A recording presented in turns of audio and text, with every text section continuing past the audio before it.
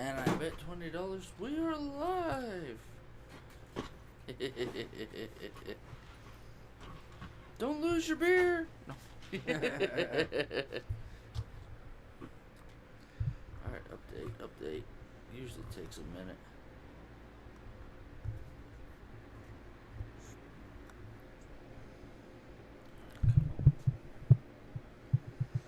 Oh wait, no, there we were. We're right there. We're a little bit further down. Yeah, we're good. It's live. Hey! Oh. This is TPAW, And Karnage. and we are doing Crazy Peas again for another week. And today we're going to talk about National Treasure and likely anything else we've been running into in the last week. Yeah. I think I don't remember what we promised this week, whether it was some We other didn't movie. promise anything. Okay. Okay, I'll you have said to. you would try to watch the episodes. Yes. And we would go from how far you got into the. Yeah. So I series. absolutely love what I've seen so far of National Treasure. The first, the opening was hard to get into. It almost is like a cold opening, because like you find out who her mom was, and you find out, A little bit about the dad. yeah, a little bit about the dad. But it starts out first with a history lesson. Like it starts talking to you about the Aztecs, and talks to you about like the treasure that was being sought after. And now I go into this show knowing the movies that Nicolas Cage was in, and so of course I'm waiting for the Declaration of Independence talk to happen. But this is a different type of story. In fact, our entire cast, a majority of them are people of color, which was interesting. Because you've got No, don't you know what that is? what? Because Disney has to be Inclusive. like part of the woke crowd, the in crowd. So we're gonna be woke. We're gonna have every color on here. Kind of like what they did with the. Ooh, got a giggle in my throat. But it's like they did with the. Oh my God! You made Ariel black.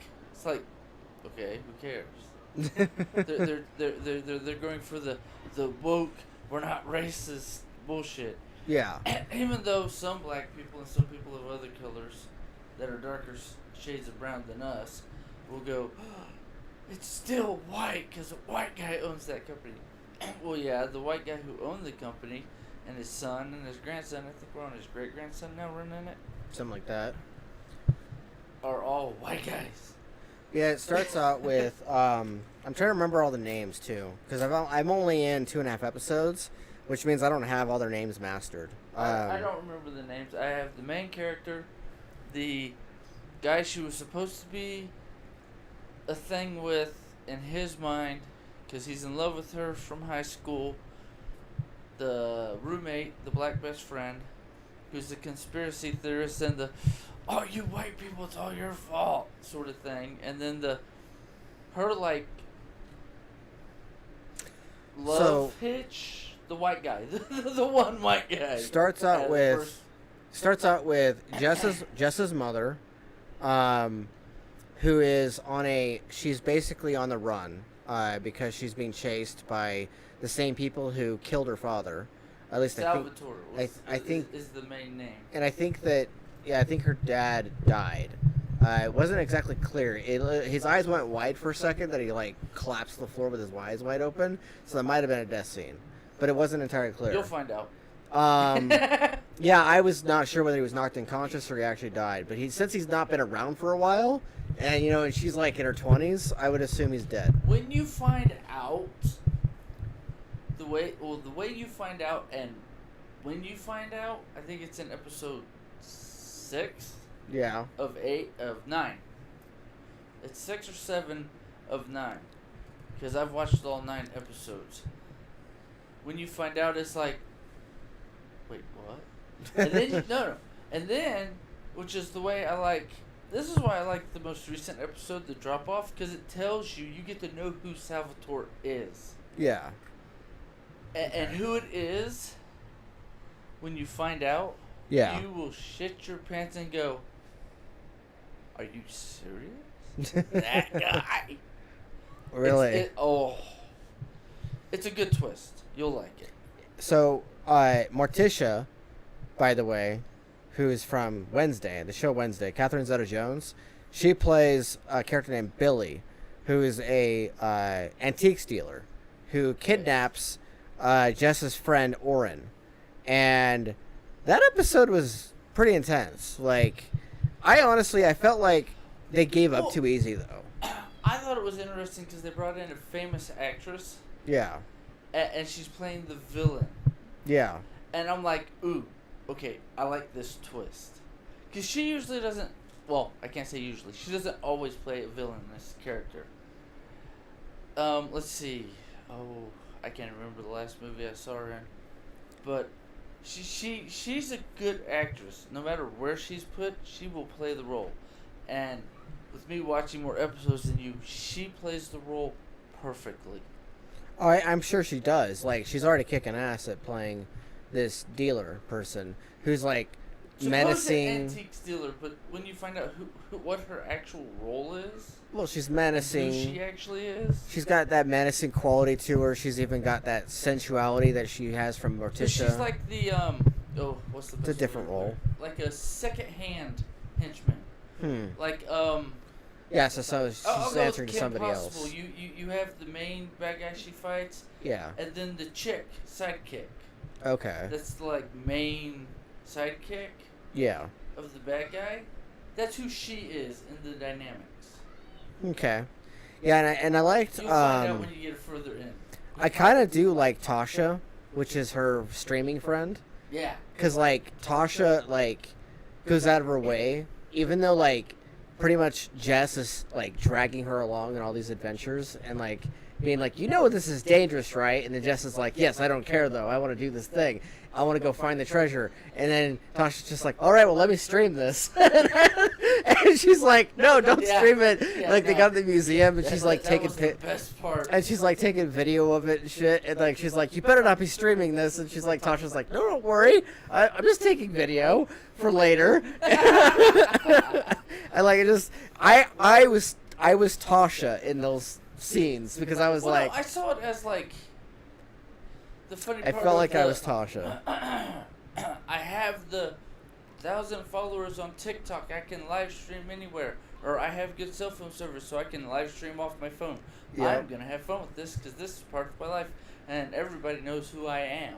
Yeah, she's being told by this guy, you know, who's a grandfather to Liam, the musician guy. She's being told by him, guard this secret. It's imperative that you guard it and everything. And it comes from a long line of history and everything. Did you see why he did that? Yeah. The necklace. Yes. Yeah, I love that. Oh, yeah, no, I'm all tuned in and everything to it. It's only been 2.5 episodes. But, like, I'm dialed in. Until you find out what the necklace actually is, it's even, it gets more fun. I'm really liking this TV show. Like, I know I make the crack comment about the whole diverse cast, but that's only because most of them are not white, and it threw me off. I was like, okay. So the movies were pretty much mostly white characters, and Nicolas Cage being the main star, but in this TV show, it is like... Just wait till you get to the guy who was... I can't remember the actor's name. You should probably look it up. The secondary guy. Yeah. In both the National Treasures. Yeah. It's his little buddy that tags along with him on everything. Yeah. When he comes into the show, you're like, oh, really? Yeah, Okay. Peter Sudaski, reclusive former FBI agent and master Freemason.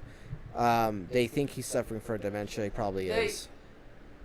The way they build his character, he's supposed to be the guy who arrested Nicolas Cage's character in the movie. Okay. In the first one. Wait, Sudaski? No wonder he seemed familiar. The name's familiar. It's not the same actor, though. I know that because I know who the actors are in the movies. Yeah. Especially the first one, because I completely, zoned in on that shit. Oh, yeah, no, we being a Mason myself and just the lore of this is, I'm like, all right, no, I love this I know movie. Casually. Like, you know how Liam knows casually of the Freemason stuff? That's where I am at. Like, when I was watching him, question it and being, kind of... I felt like he was being kind of a bitch about his grandfather, especially when, his grandfather's trying to impart information to Jess. Did it get to the part yet where he says, well, the reason I didn't get along with my grandfather, because he, from the son's point of view, dragged his father into it, and that's why his father died trying to find this treasure. Yeah, it was in the second episode, I think. Yeah. I'm But in like the third. That's the dynamic. Why should I fuck my grandfather? Because this is what he did. Yeah. But wait until you find them. How do I wait get? Until you get to where they find the secret room in that library. How the hell do I get screwed for my grandfather from beyond the grave? Oh yeah, that part. Well, see, it's like not even a few grand. He left you a house that could be valuable in a few years. Well, I mean, if you think about it, he's a treasure hunter, an ex-FBI agent. It's like, dude, just think of. You could put that on the market, sell the damn house for 2 to 3, maybe even 20 million. Especially with the way the market is nowadays, you could sell that house for bank's worth. An old FBI agent used to live here. Not gonna lie though, this show kind of does make the FBI look like a joke. Like I said, wait until you get to episode 9. Because like then the whole FBI dynamic, yeah, what you're already seeing will be flipped in a way, not on its head, but it'll be turned in such a way it's like, you dirty asshole. Sort of thing. Because the one character I like from the FBI is the female character that they went to tell about Billy kidnapping the friend. Yeah. And then the black friend, we don't use her real name. No, I'm going to give her all. And she's like, what are you doing? Don't give them your real name. Motherfucker, they got us on tape. We're in the FBI office. They're going to know our names anyways. Really? Yeah, I felt like that was... I felt like it would have handled that a little differently.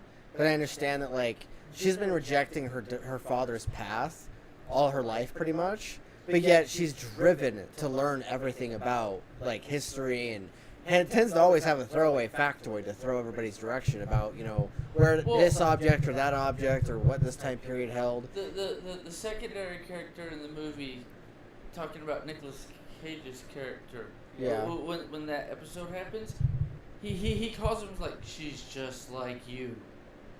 Because of the way she sees stuff, but she sees it differently than everybody else, like Nicolas Cage's character in National Treasure. How he sees, and then he thinks about it, and then he sees something else that's obviously there that nobody thought, even though it was right in front of their fucking face. And I love that part about her character. Yeah, what's funny is she's always like solving all these puzzles in the show, like whether it's the box that the fake FBI agents are going after, or whether it's the escape room they did. The part that pissed me off is the friend pulls out his phone. Ooh, there's a cell on these shoes. You're not supposed to bring your phone, check. This isn't. But I gotta keep up with my shoes. Because he's like a shoe guru where he buys expensive shoes through some cheap way and sells them online for more because he posts about it on YouTube or whatever he's posting it about. Yeah. On whichever social media app he's using. Which I also think that part's funny. They bring how everybody is. I have to put everything on social media like we're doing. but I like how their dynamics are slightly younger than me. Yeah. Maybe your age and a few years younger. I would have estimated they're in my dynamic. I see it. They're like in the because I'm in my 30s and the main character's probably in her early 20s. Early to mid. Because like she's a DACA.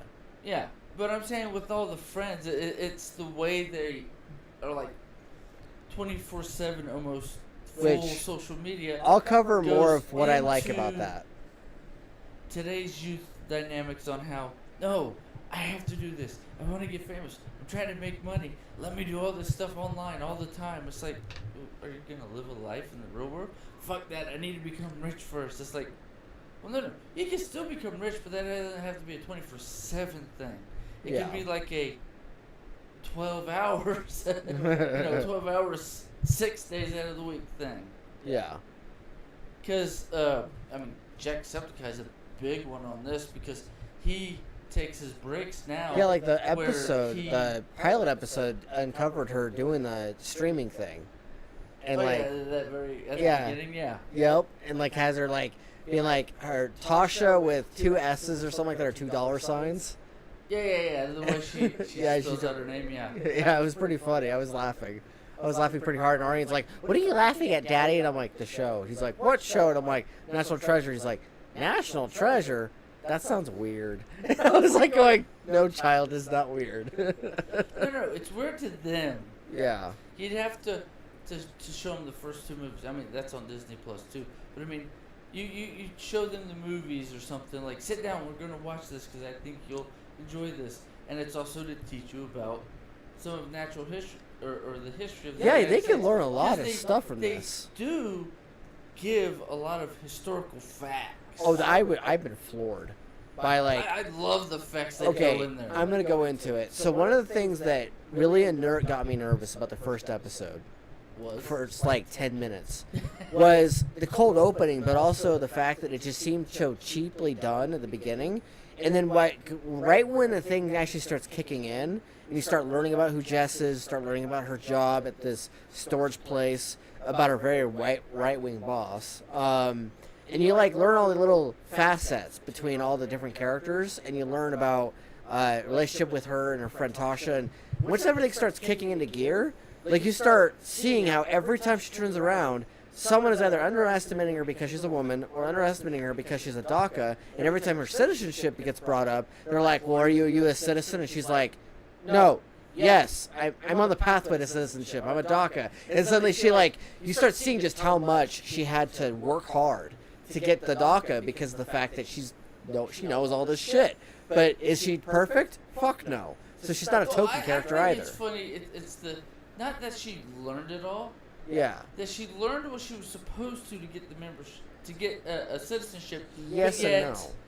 She learned knows more about the history than most people who She pushed harder. give you the test or make sure that you can become a United States citizen because you know about what the United States of America is. And it's like, she knows more than a jackass giving the test. Shut up, just give her freaking The irony here citizenship. is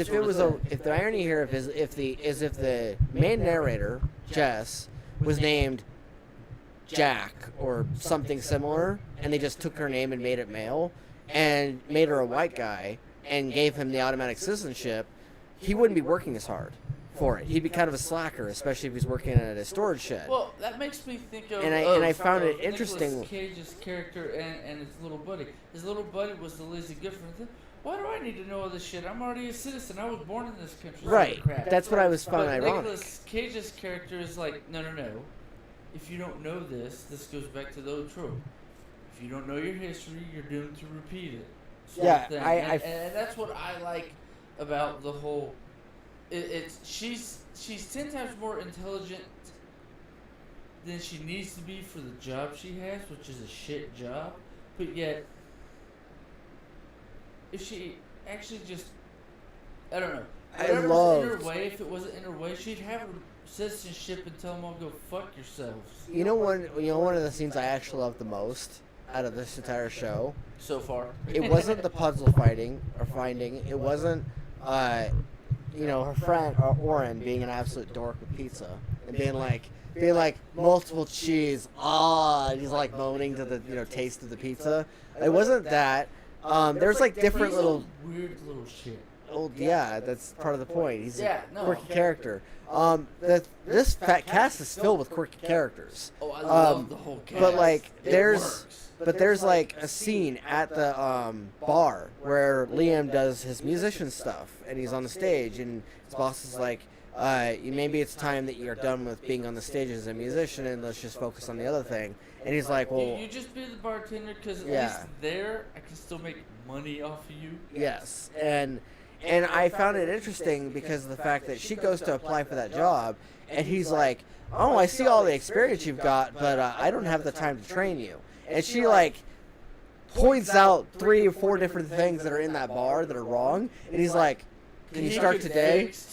Yeah, and he instantly turns around and goes, he goes from, I can't train you, so better luck next time, to, can you start today? And I just was like, going, all her observation skills and all the hyperfixation she has got her a fucking job. Like, that was amazing. That was one of my favorite parts. I just thought that was hilarious because I also thought it was funny and slightly stupid for the reason that her first boss in the series fired her. It's like, really? You let this guy get off. Yeah, well, he has a member. He already has a citizenship. I don't have to. It's also a commentary if you don't. Oh notice yeah, no, I know. the subtext. It was completely It's a- full of. Yeah, it's the commentary on citizenship and commentary on That people goes back who into have their the alignment. whole thing of nowadays being the whole woke or white people are bad just because you're white. It's like, but that's where I go back to. Oh, what's the comedian? Well, remember, you talk about mentality. He's a redneck. Yeah. One of the rednecks I like, comedians. Not the main four that everybody knows from way back when. Yeah. But he's one, Theodore. Oh, I can't remember. I think it's Thon or something. But he talks about when he was a kid. It's like, whoa. Just because I'm white don't mean I'm privileged, man. If I had all your shit, dude, I wouldn't be hiding it. I'm in the same boat you is. We poor motherfuckers. Yeah, but that guy would probably have given her another chance. Whereas the other guy hung out to dry. That's the whole dynamic. That's kind of becoming, this whole thing, like being woke and you can be whatever gender you want. No gender is determined by what you were born with or what chromosomes you have. Your genetics. It's like, well, if genetics don't mean shit, then fuck you. I'm Superman. Shut up. Do my job, bitch. Because it's like she is always constantly attentive to everything she does, and her boss hung her out to fucking dry. Aware, and her intelligence she doesn't get to show because she got held back by not being a citizen. I don't know. I feel like her not being a citizen made her try harder. Work harder. Well, at the first few episodes, I remember, especially in the first and second one, she was talking about the way her mom made her. And we don't talk about me having or not having citizenship because that is kind of bullshit. Yeah. Because her mom was the way she talks about and describes her mom and the way the friends, especially the roommate, talks about the mom. Like, but remember, your mom always said this.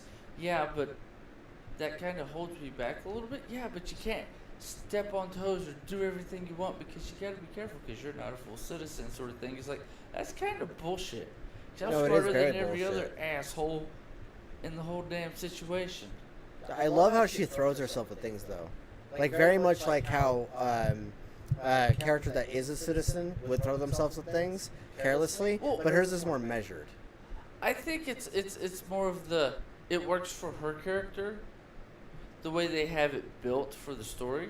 Yeah. But you also have characters who are white or have always been citizens. Yeah. No matter what your shade of color. And I always hate the white-black thing. I think I sent you the TikTok. I don't agree with the last part about we need to move to socialist, views and change the way the country's run with politics. Because we already have socialist views, because if not, I wouldn't be getting disability. Because most countries, they don't give you a check. They're just like, oh, you're disabled. Well, then your family's got to take care of you. Or, oh, you're disabled. Okay, we're going to shove you over here in this group. You're all disabled. We have people specially trained to help you. And there are lawmakers out there that are of the right-wing persuasion that want to get rid of Social Security. Which is funny. Oh, you're going to get rid of your retirement? Okay, stupid fuck.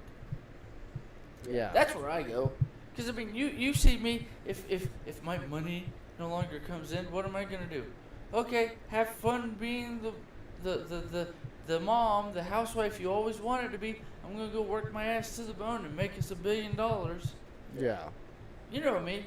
I'll go to the grindstone. I'll work my ass. If I didn't prove it yesterday and today, just goofing off on Uber and making almost $200, just bullshitting and having fun. Yep. Now you were showing me about like how you were how talking were about way back when about my brother can't make that money, and we were talking about how it's your mentality. If you go into it to have fun, the money's the extra bit. But if you're having fun, you end up making more money because you're not worried about how much you're making. You're more worried about, ooh, is this fun? Am I being a good, I guess, customer service? Because even with Uber, you got to be really good with customer service. Because if you're not, they'll. Yeah. Well, because I got something on my phone last night, right before I went to bed. Made me go to bed half an hour later than I wanted to, but it is what it is. But it was a thing about, okay, we don't talk about this, we don't do this, we don't flirt, we don't. It's like, You no. got reprimanded. No, not reprimanded. This is part of the training. So that way Okay. everybody's comfortable in your car. I'm sorry, being in Salt Lake today, and shoot, even yesterday, the little bit I did yesterday, please. Half the people in my car couldn't even speak English, motherfucker. Did I give a shit? Hell no. I'm going to take you to your spot. Have a good day. Okay, you too. Huh. You know, they know enough to say yes and leave Yeah. without causing any bullshit or any chaos or Yeah. hectic for me, you know? And I'm like, okay, this is nice, peaceful. I can do it, not worried about it, and just go. Yeah. Because you know me, I can fit into any freaking group. But I like the dynamic of you're odd, you're different. Good. That's why I'm a badass. And that's why I like the character, because she's different than what most people would think as a character for the National Treasure, like the movies. Because Yeah. the two main characters, well, three if you count the girlfriend.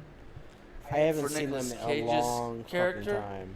But it's the thing of the main characters are all white people, and it's like that's kind of like weird.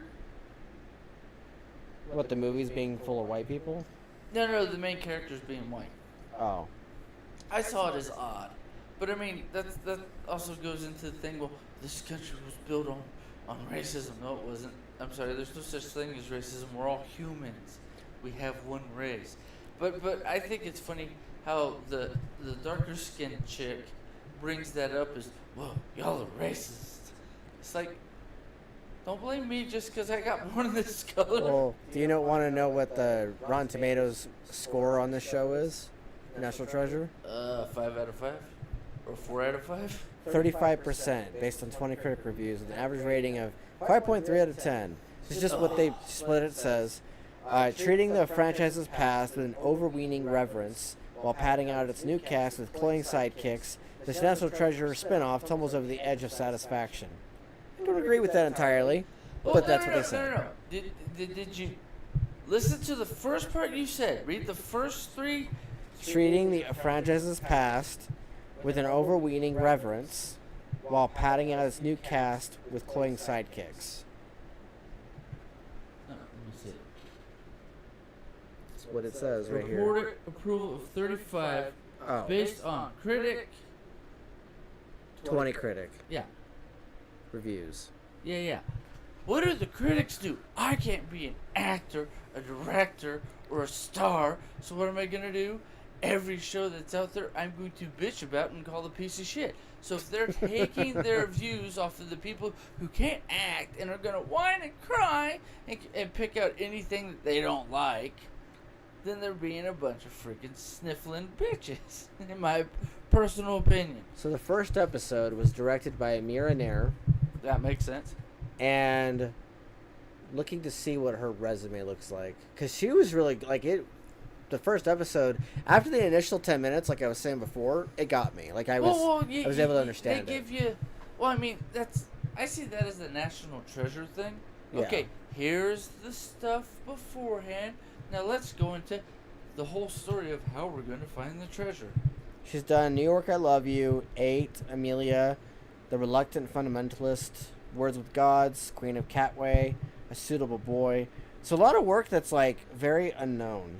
And she's done a lot of It's not Bollywood. unknown. It's known in certain circles. I recognize a lot of those movies' names, but I'm not a big fan, and I'm not really not a fan.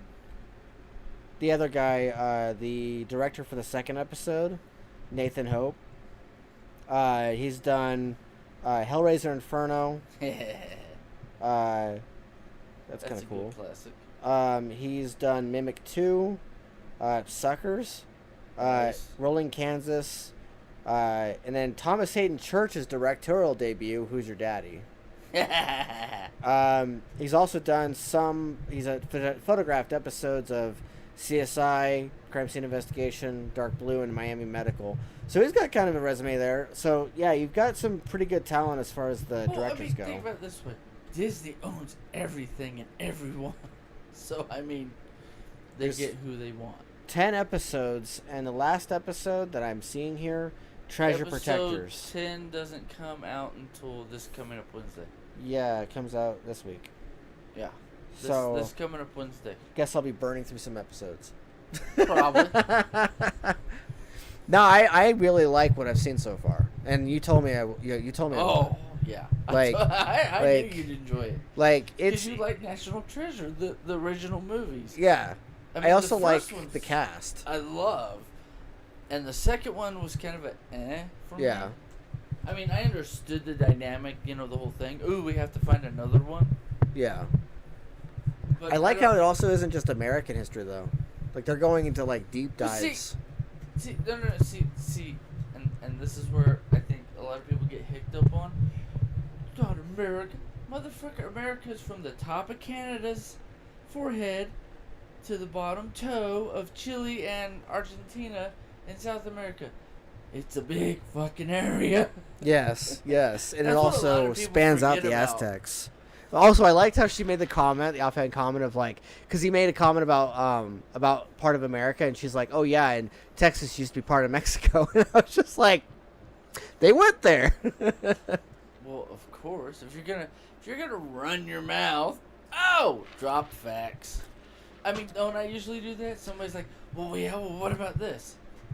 Facts. Yeah, I love and how then they just look at me like they're all pissed. Every time. That's one of the things I like about her dialogue too, about Jess's dialogue, is the fact that every time someone is trading barbs with her, she always tends to like pull like a trivia fact out of her ass and just throw it at them, and she does it like she's biting them. She's just like, well, blah blah blah blah blah blah, and then she's like, but she does it in a sense that like it's not necessarily a bite, it's more like a satirical comeback that. Well, it's the plays off of it. That's your point of view. Here's the 100% facts of the situation. Okay, bye. Think about your stupidity. Yeah, and she's got like this raw guardedness that is dipped with her compassion and her empathy, which you can tell comes from her mother. The soothed guileness comes from her dad. It's the way she was raised by her mother. Yeah. Because, you'll find out in a One of my few favorite episodes, parts is actually the truth about her mother. Yeah. And this treasure. Oh yeah, no, they were watching the VHS tape. Oh, that on the have projector. You gotten to that part? Oh. And yes. and she was crying and shit because she saw her mom on camera, and she's like, I've never heard his voice before, and I never the dad. never thought she's like, I can't believe that I never thought that they would actually have had that part of their life, and that they would have been dancing. Well, because the way singing and she stuff. says her mom's talked shit on her dad. Yeah, but, I mean, she kept him at an arm's length. At the very beginning, it's like, you save yourself and our daughter. Run. Yeah. If I get out of here, I'll meet up with you. Yeah, like he was being all loving he and everything. Doesn't, because he's not there. Clearly, he didn't get out of there. Yes. Doesn't mean he's dead. Doesn't mean he's alive. But I mean, either way you look at it, it's kind of an open-ended. Okay, well, what actually happened? Are we gonna find out at any point? Yeah. And you do. And when you find out, it's like awesome. But at the same time, ouch. Oh shit. Okay. It's a good as the viewer, but from her point of view, it's like, ooh, tragic. That's a kick between the legs. Is he in like a coma or something? Oh, no. It's something more hilarious. And then on episode 8, yeah, when you find out certain facts right before, because they're almost at the treasure on episode 8. Yeah. I mean, is it 8? No, 9. 9. Yeah, the one that just came out this week. When you find out the facts that pop up. Yeah. You get to find out who Salazar is. Yeah. And that alone throws a whole new twist on the whole damn thing. Okay. And what he does to the FBI agent is kind of, you motherfucker. Huh. Oh yeah. I hope she survives, but we'll see. The FBI agent that was the beginning, that was the one who was like, I'm new here? Yeah. who's like, I'm new here. This can't be some prank that they're playing on the you girl. And she like looks up at the intercom system and then she looks back at them. That chick. Yeah. She becomes very. She becomes needed in the story. I figured that. And the way she you don't becomes, introduce her without just she having her never appear shows again. and becomes part of the story. Yeah. You will enjoy. And the way that, I think, because of the way it ended last episode, this last recent episode, she might not be going any further other than season 1. Oh, you think she's gonna die?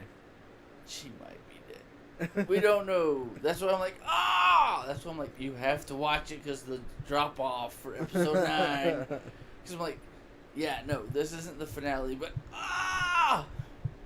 Is she dead or not? The way it drops off is it. Oh. I'm imagining that she or somebody else eventually gets mad at these antique dealers for posing as FBI agents, though.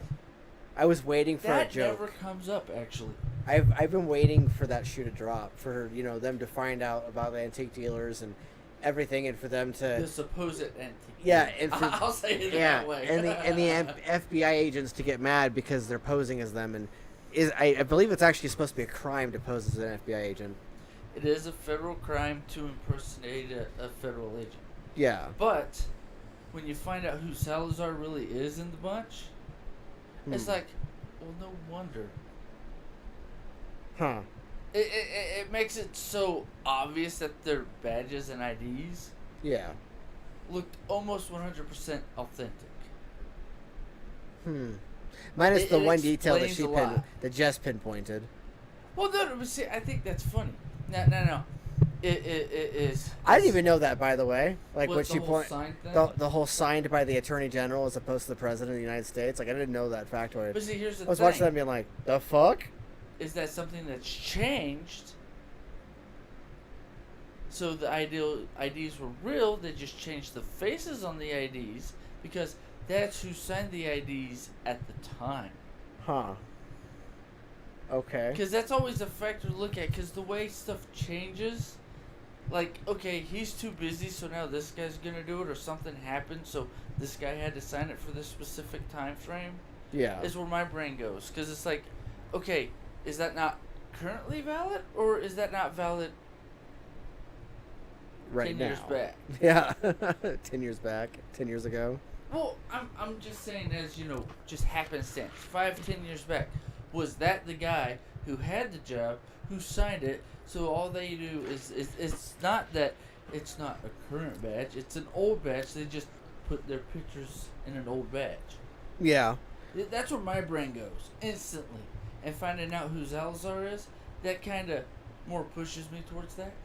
So are you thinking that when she pointed that out it was a red herring, or do you think that actually was real? I think I don't know that factoid.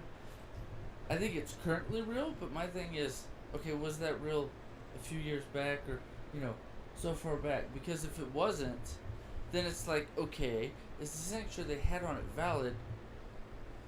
The only thing that's falsified on the document is how current it is. It's not a properly updated FBI badge.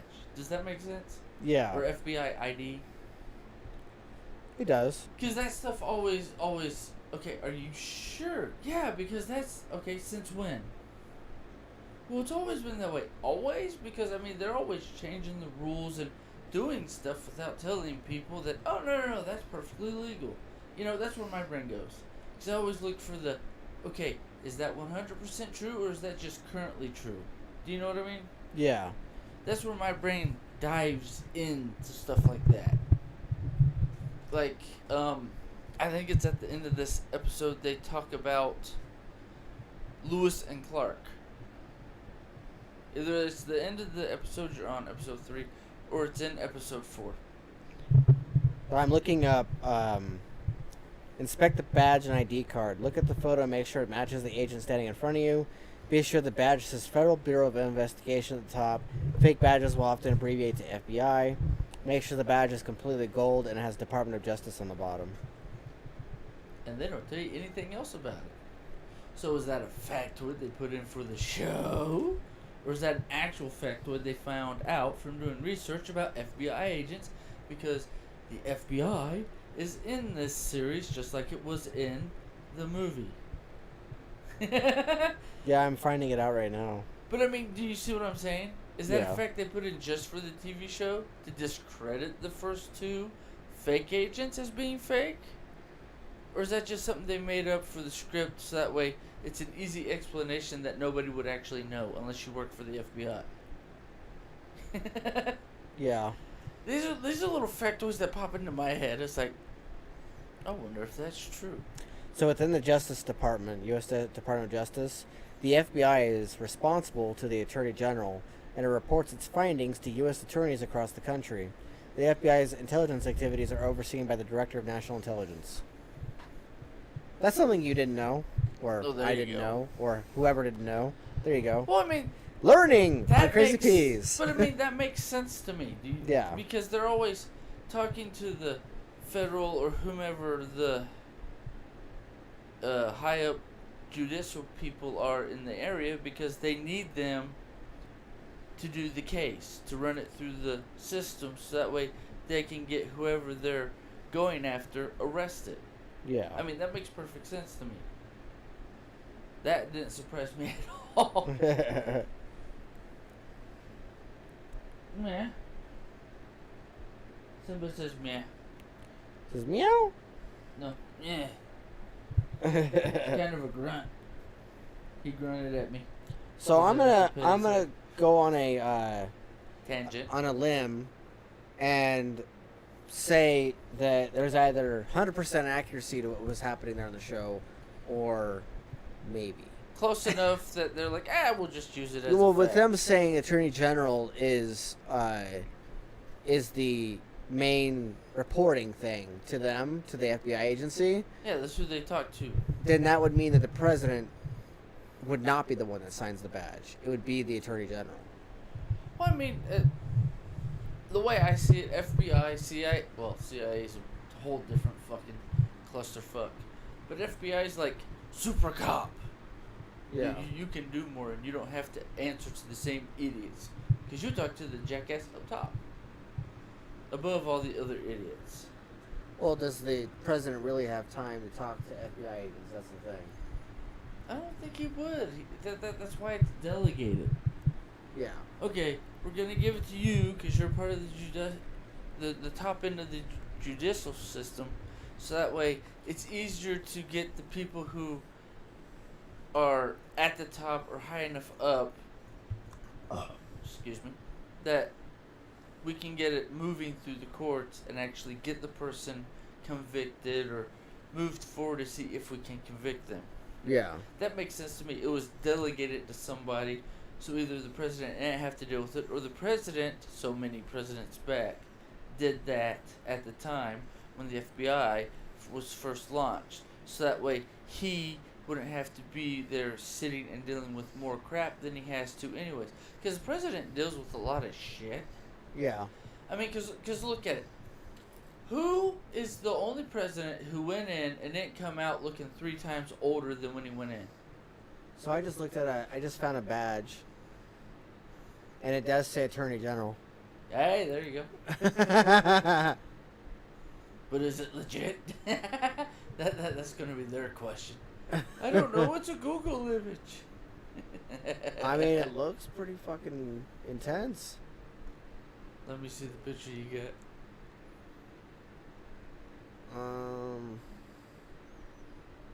Click on the one you had.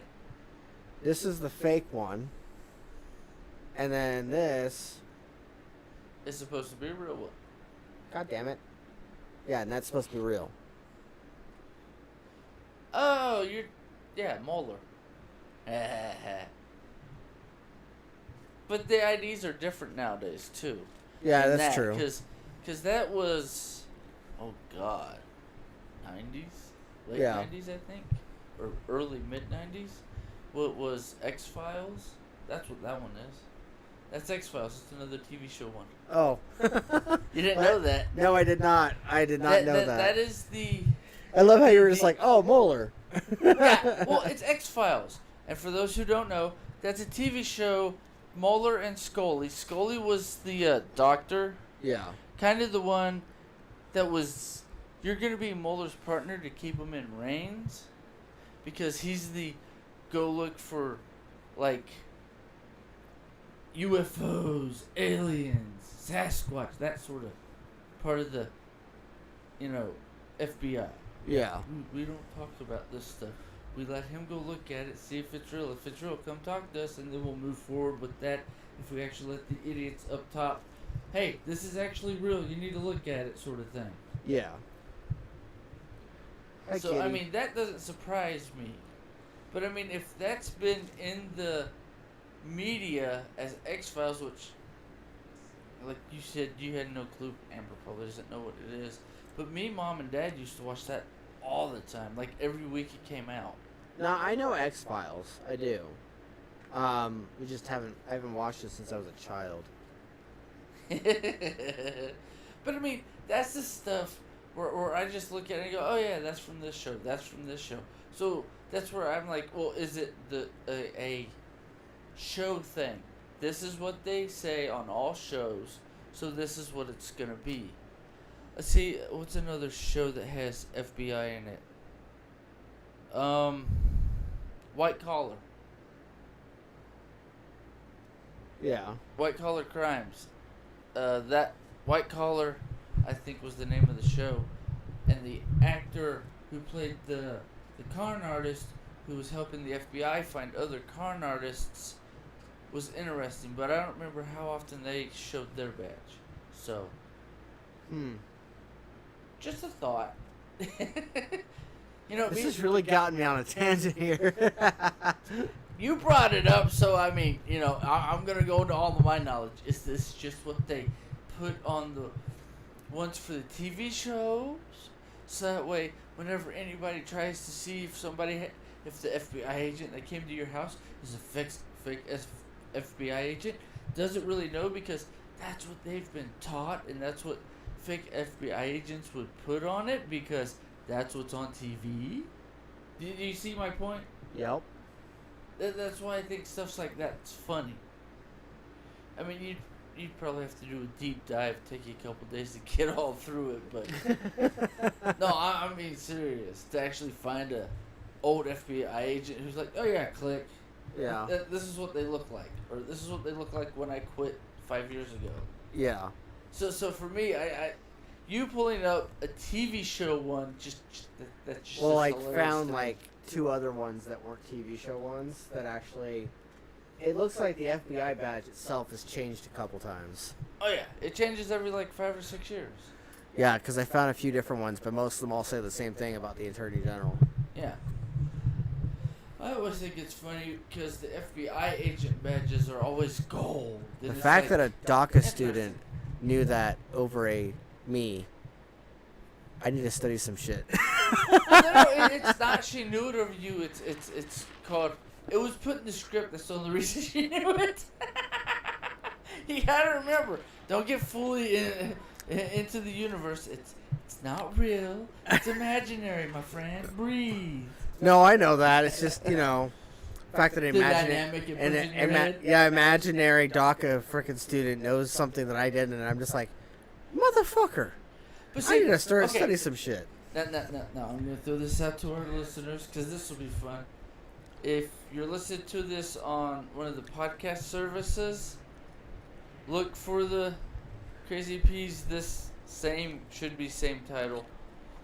But look for it and put in the comments on if you know this sort of stuff, like how often do they change their sort of badges? Oh, the attorney. Yeah, has it always FBI been badges. the same? And facts like that, because I mean, with as often as stuff that they put on TV is what they think is currently is or not. Yeah. Because they also pay FBI agents, retired and current FBI agents, to come on the shows to be consultants. So that way they know whether or not they get their facts straight on the FBI, CIA, that sort of stuff. Yeah. So, I mean, most of the time, I can't say all the time, I would think their facts are at least 80 to 90% honest. Yeah. But I just think that sort of stuff's funny. Cause At least if they do the research. Well, I mean, you could also do research and look on how to become a United States citizen with an English, form and what you have to do. Yeah. Most of it's in Spanish and a few other Hispanic and other languages. But the funny part is, you could look that stuff up and find out a whole bunch of facts. Okay, I would need to know all of this to become a U.S. citizen if I wasn't born already here. Yeah. So for me, I just think that stuff's hilarious, because it's the United States. Most United States citizens don't know 90% of the country. What aren't we taught in school that we should be taught, in your opinion? That you didn't get taught in elementary, middle school, or high school, that as an adult you wish you were taught, so that way you could adult better. For me, it's taxes. They didn't teach us anything about taxes. The most they got into it on some of the classes were, no, here's fake checkbook. We're going to teach you how to run your checking account. That didn't help for shit for me. Yeah. One viewer. Probably me. Yeah. But, I mean, it's that sort of dynamic. Like, who was it? Neil deGrasse Tyson made a comment on Joe Rogan the last time he was on. He's like, yeah, but here's the funny part. Where does, I think it's like 10 to 30% of the taxes from the lottery go to? Yeah. Education. But what do they teach people in school? The statistics and how to do statistics mathematically in math class. Because if they taught them that sort of stuff, nobody would play the lotto, because they would see how it's pointless and you're just wasting all of your money. Because your chances of winning are so small, it's not worth you taking a shot in the dark. Yeah, I would say that taxes are something that probably should be taught more in schools.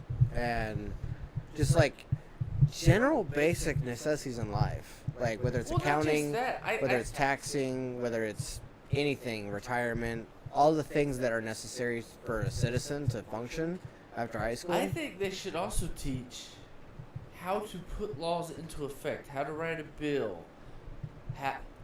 how and why do they sneak in things in fine print in bills and other things, the stuff that you don't see. That's like e-cigarettes becoming a excuse me for anybody who's offended, but like I care. But I mean, they don't. What was I saying? I lost. Dang it! I tried to be nice. Y'all fuckers made me lose my thought. Damn you. E-cigarettes. Oh yeah, how they put in it, or they didn't put it in, but the only way to tax e-cigarettes was to classify it as a tobacco product, even though it's nothing to do with tobacco. Yeah. You're actually just smoking chemicals, which is kind of the same thing you do with the hookah. Yeah, about the same thing. But it's a lot less weird chemicals. More chemicals that could be harmful for your health. Yeah. But I mean, that's like, well, cigarettes are harmful for your health. Well, yeah, but they can also be beneficial. Yeah. I mean, the nicotine part of cigarette or e-cigarette can be beneficial to you mentally. Physically, not so much, because you could get cancer. Yeah, okay, most people I know, and this is from my family, my own family, and this has to do with the genetics of the Potters, is when any of us, if we smoke for more than 10 to 20 years, as soon as we stop smoking, guess what happens? We get cancer. So why the fuck would you quit? If you know it's a statistic that you have like a 90% chance of getting cancer by stopping smoking in your family genetics, why would you stop smoking? Because you want to be able to not run out of breath so fast and you're running upstairs, or you want to be able to have more stamina. But see, what if you can work around that? You go to the gym every day, you work so hard. You can smoke a cigarette, still run a marathon in take a piss on anybody who's slower than you, who's at the end of the marathon that gets cut off. Haha, you don't get to finish the marathon, asshole, because you're such a badass. Well, I'm just saying that based, being the guy that still vapes, I'm still just saying that just as a, because you asked the question, so I answered. But that's what I'm saying. Yeah. Why would you? For your health. Yeah, but see, that doesn't really prove anything, because smoking, if you smoke and you work your ass off as a workout, you can counteract some of what cigarettes do. But also on the other fact of that, but if you never started smoking, you wouldn't have those issues to counteract, so you'd be 10 times stronger by the time you're like 50 to 60. Yeah. So, I mean, but it's a factoid. Does it clarify or submit anything? No. Does it help you get a viewpoint on, I probably shouldn't quit or I will die? Yes. But, I mean, that's part of the human condition. What does your family history tell you about what you do every day, smoking, drinking, or doing something else stupid, because everybody's got their poison? Yep. Is it going to hurt you, help you, or is it not going to have any effect on you because you're a badass and never stop? Yeah. I mean, that's like Russell, Dad. He used to drink. His ass under the table. But yet he was 10 times a better driver drunk. So he did tell a story once about how like he when he pulled was drunk over, drinking. His buddy got drunk tested. Yeah. Because he was the one driving, and Russell got told to drive him home, even though Russell was just as drunk. Yeah. I mean, that I always find is just a ha-ha of a situation that happened, and that's just hilarious that, okay, drive him home. You're clearly the DD, or you should be, so drive him home, DD. Idiot, I'm just as drunk as him. I mean, it's funny as Nephi made the joke ages ago that he's much better at everything drunk. But see, some people actually are. It's a genetic abnormality. Like, my family, we have an abnormality. That if we do something and like poison ourselves repeatedly, it's like the Japanese, or, well, yeah. You poison the third kid because you're only allowed to have 2, right? Yeah.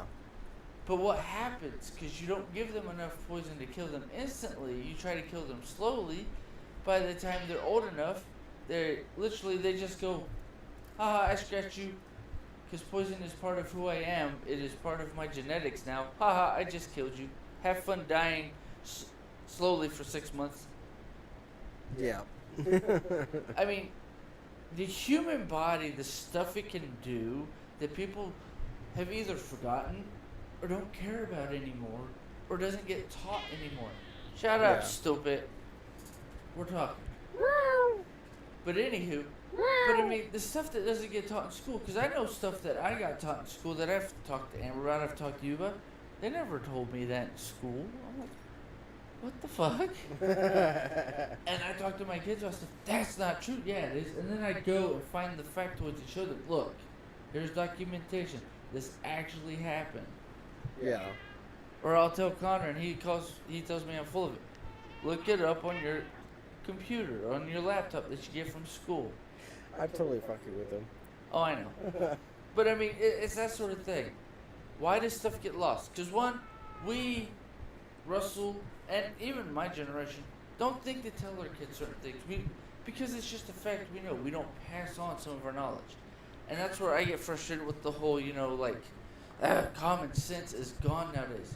No, common sense is gone because you didn't teach your kids common sense, which makes you a dumbass. Yeah, no, it's not so common now. Yeah, it's not common sense because everybody's not teaching their kids or grandkids this shit. Yeah. That's like Dad telling me, you should know this stuff, you watched me do it. Dude, you're standing in the way. How am I supposed to watch you and figure out what you're doing if I can't see what the hell you're doing? Yep. It's that sort of logic that irritates me. It's like, I know I'm an idiot. I know I haven't taught my kids certain things. Yeah. And then when they ask me about it, I'm like, oh, okay. Well, what did you get told? Okay, here's why that's bullshit. Yep. And here's what the real facts are and have been for this many years. or have been, because this is what I got taught growing up. Now, if something's changed in the laws or, the way the world works, that's different. But here's what the actual facts are.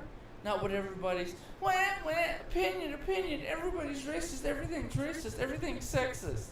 Sort of, Because apparently everything is sexist and racist all at the same time. Yeah, that's like the whole dynamic of the world currently.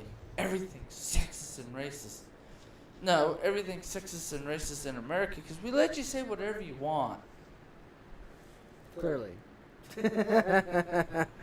I run my mouth, ain't nobody shot me yet. I mean, if you want to, you'll lose. I'm not that easily killable. What are you doing? I don't even know what the hell he's doing. Are you looking for food? Is that what it is? Are you looking for food? There's none in here, dipshit. Yeah, there is. Hang on. I'm going to put my microphone down for a minute. You guys can still hear me. Hey, no. Hand that here. Don't put that on the ground. You guys can still hear me, I think. Oh, they can hear you.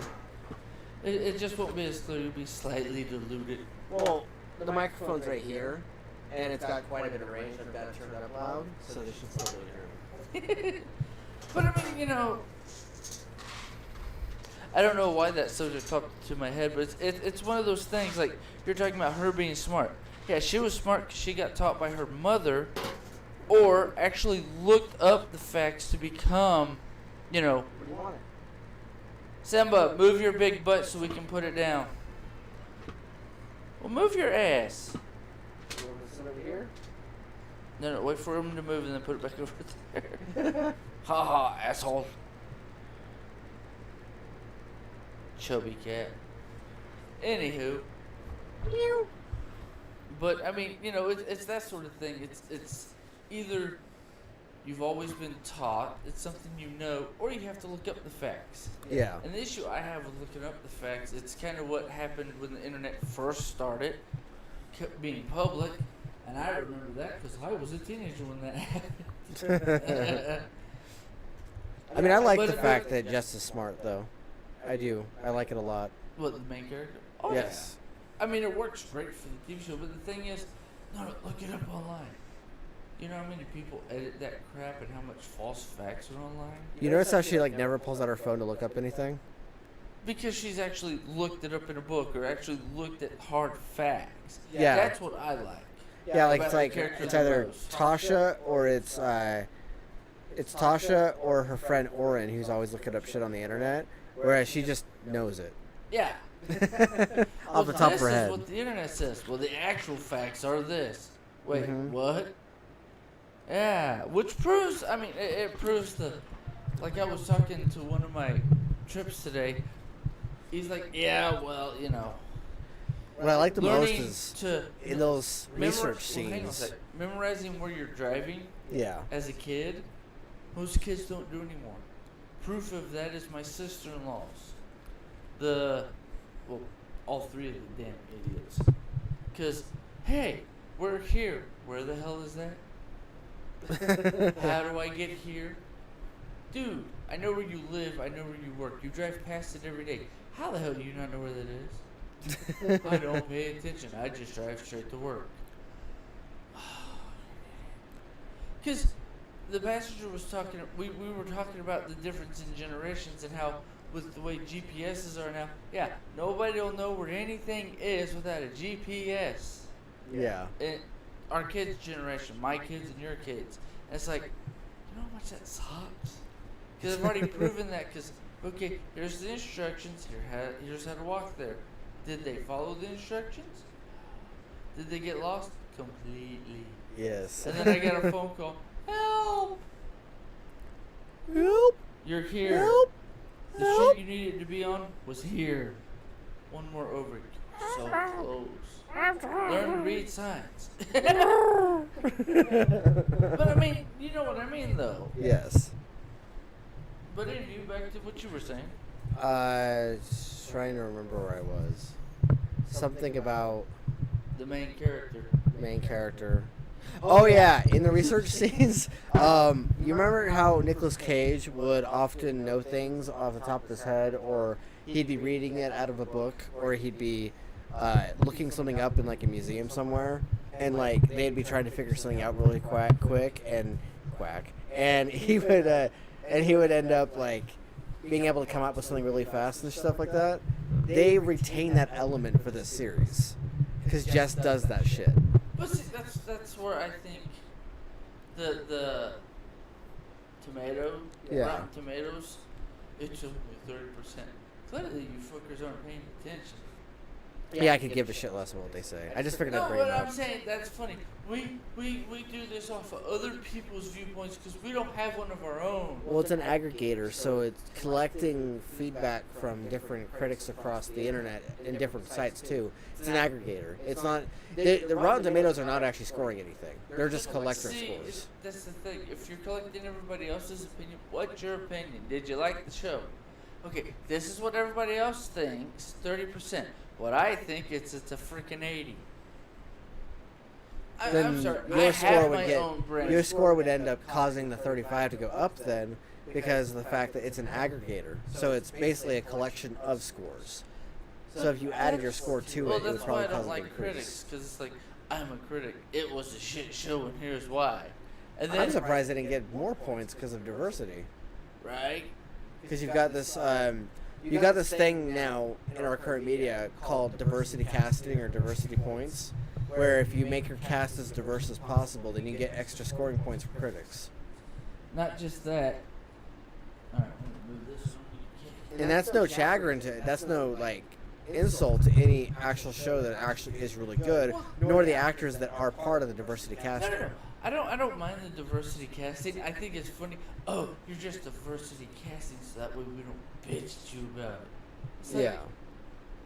Well, all y'all do is whine and cry. So if I get you to shut up and not whine and cry, can you really still whine and cry? Yes, I can.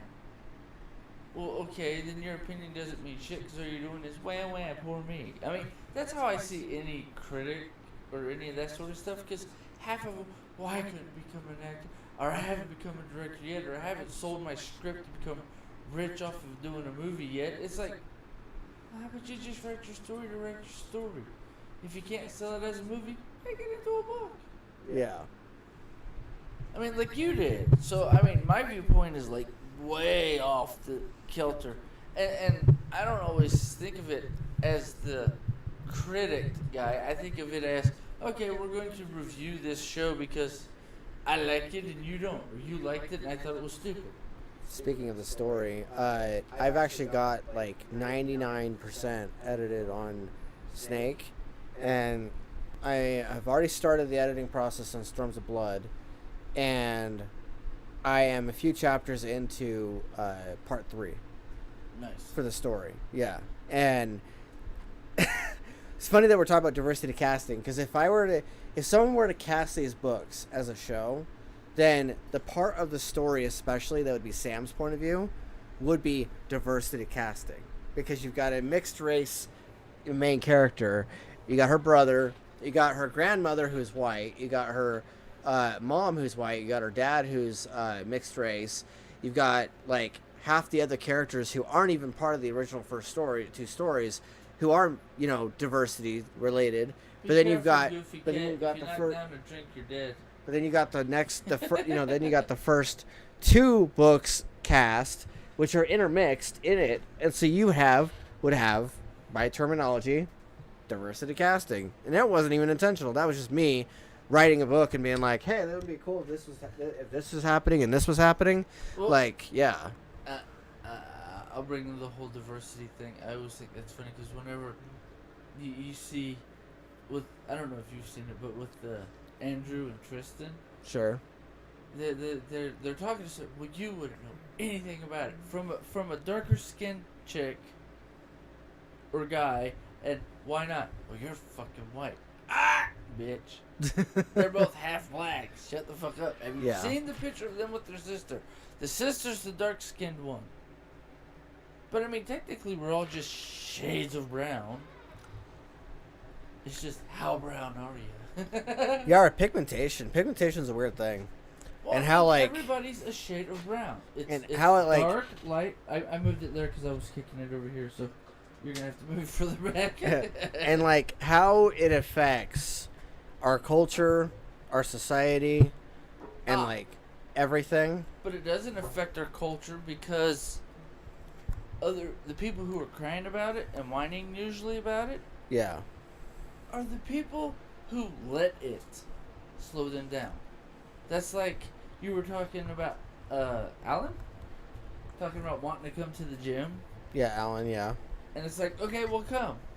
And then you're like, yeah, I'm tired of him bitching about being fat and out of shape. And tell him to get off his ass and actually come to the gym. Correction. I said, I'm tired of him bitching about being out of shape, and he's the one who called himself fat. That's what I said. He said he was out of shape and fat. And you made I called him a panda. That you didn't like that he was calling himself that and wish he'd just come to the gym with us. Because then he'd actually get a workout in and not be, I can't, I wish I could get up off my fat butt and do something sort of I comments. affectionately call him a panda. Oh, no. I know. But I'm saying, it's that language that he does. Yeah. That you're like, I don't like that he says this. Or I don't like that he pushes this narrative forward. I'm like, well, then just tell him, don't say that anymore. Say this. I can get skinny. I can be in shape. I'm going to go to the gym. Well, the thing Like is, I though, told is you. like, he doesn't. I got a belly, but guess what? I'm in shape. Like that one day where he said, I'm going to do this. I'm going to come in tomorrow and we're going to kick some ass at the gym. And I was like, okay, awesome. And then, like, so that you knew ahead of time. That way it wasn't a surprise. You gave me a heads up. Yeah. Like, I texted you and said, oh, Alan is going to meet us at the gym tomorrow, blah, blah, blah. And you're like, and you didn't respond, but you responded the next day and said, try to be ready at this time and whatever. And I was just like, okay, well, at least he knows about Alan. But like he didn't just fucking show up. He was like, oh, I puked my guts out and like I'm sick. So and then like I asked him last night. I was like, so Did you actually puke out yeah, your guts? yeah. I was like trying not We to discussed it at the utterly gym. call him out and everything and be like, so were you actually sick or were you just bullshitting? No, he was kind of evasive. Like I could tell that he half in, half out. Yeah, he kind of bitched out. But like But see, here's the thing though. He half bitched out because he gave himself an anxiety attack because he was worried about looking like the fat ass at the gym. But the funny part is, if you're the fat ass at the gym and not one of the skinny butts, at least you give the skinny people motivation because you come to make yourself better.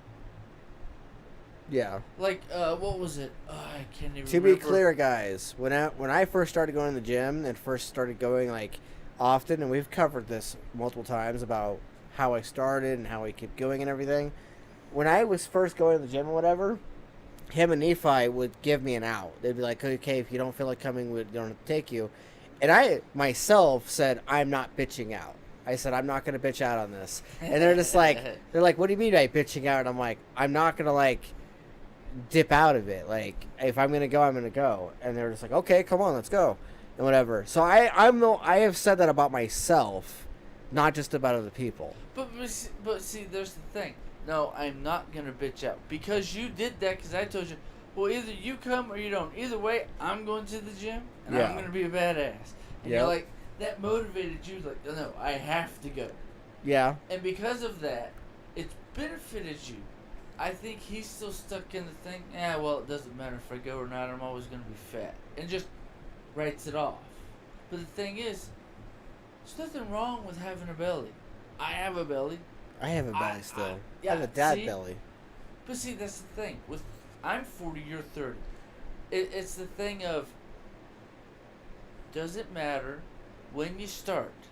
It's not, I need to start in a week. I need to start next year. I need to start. Shut up, go tomorrow and start.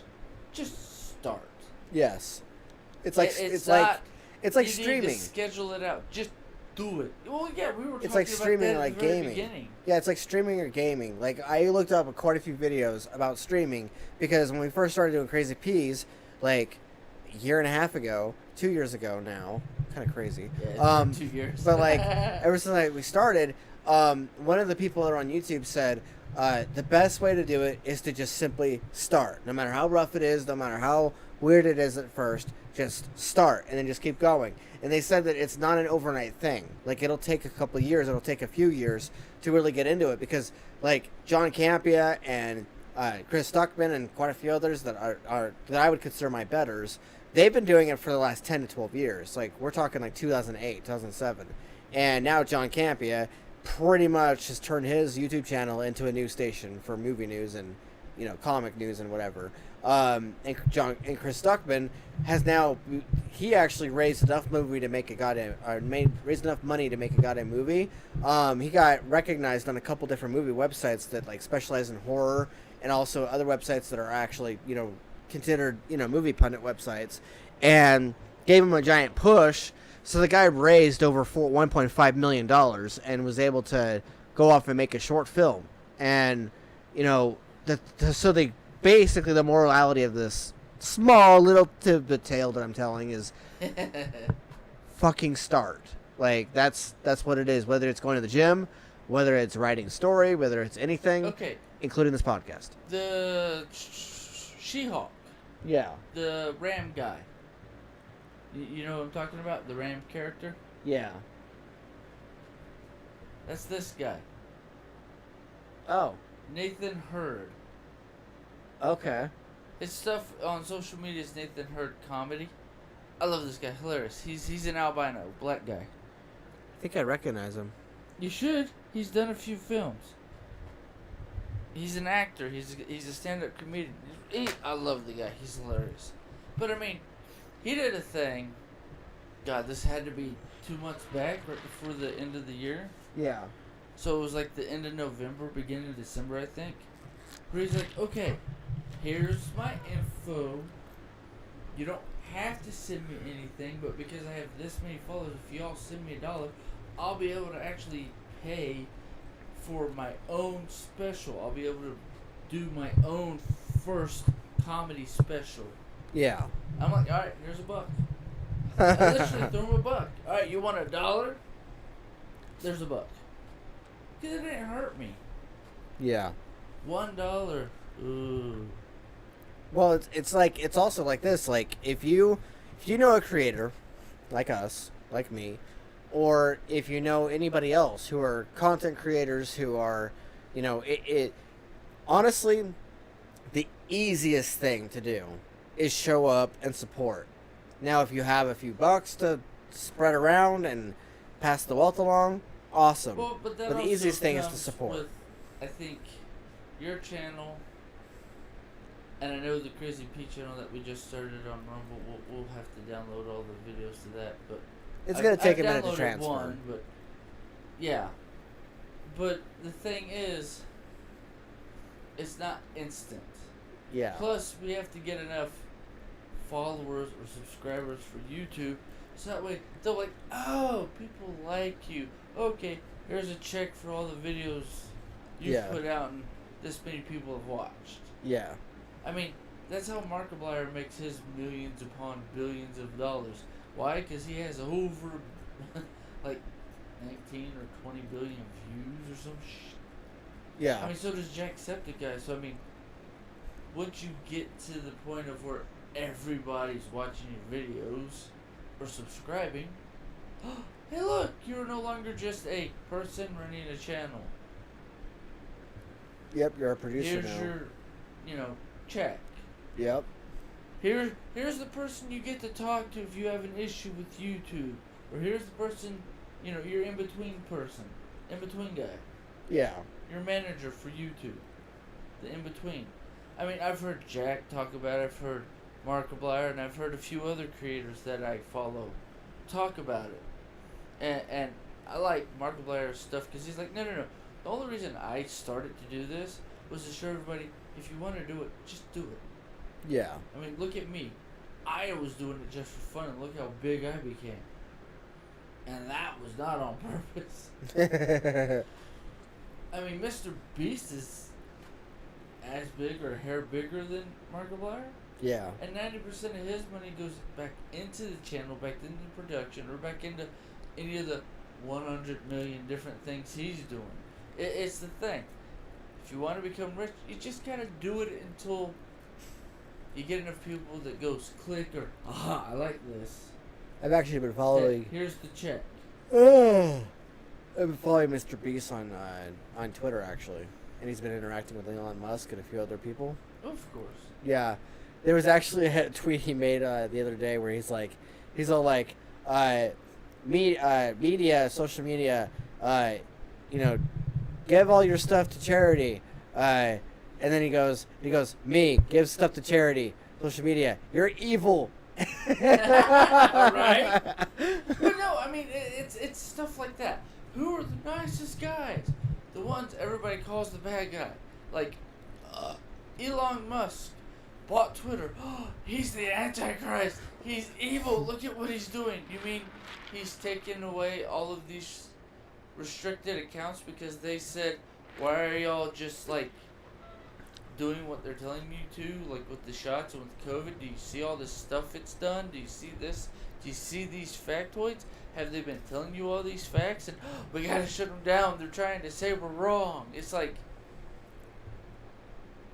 yeah, that's kind of bullshit that the government gets to tell the social media what to and what not to block. It's like, that kind of sounds like Russia.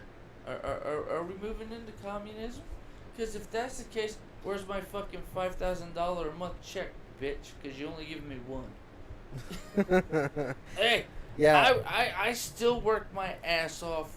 I mean, I goof off while doing it, but I work my ass off and I could make, with today, just running around goofing off on Uber and making $140. So 140 times 6 days? Yeah. I don't know, how much is that? You got your phone. I don't want to unlock mine. How much was the amount again? 140. 140 times 6? Yeah.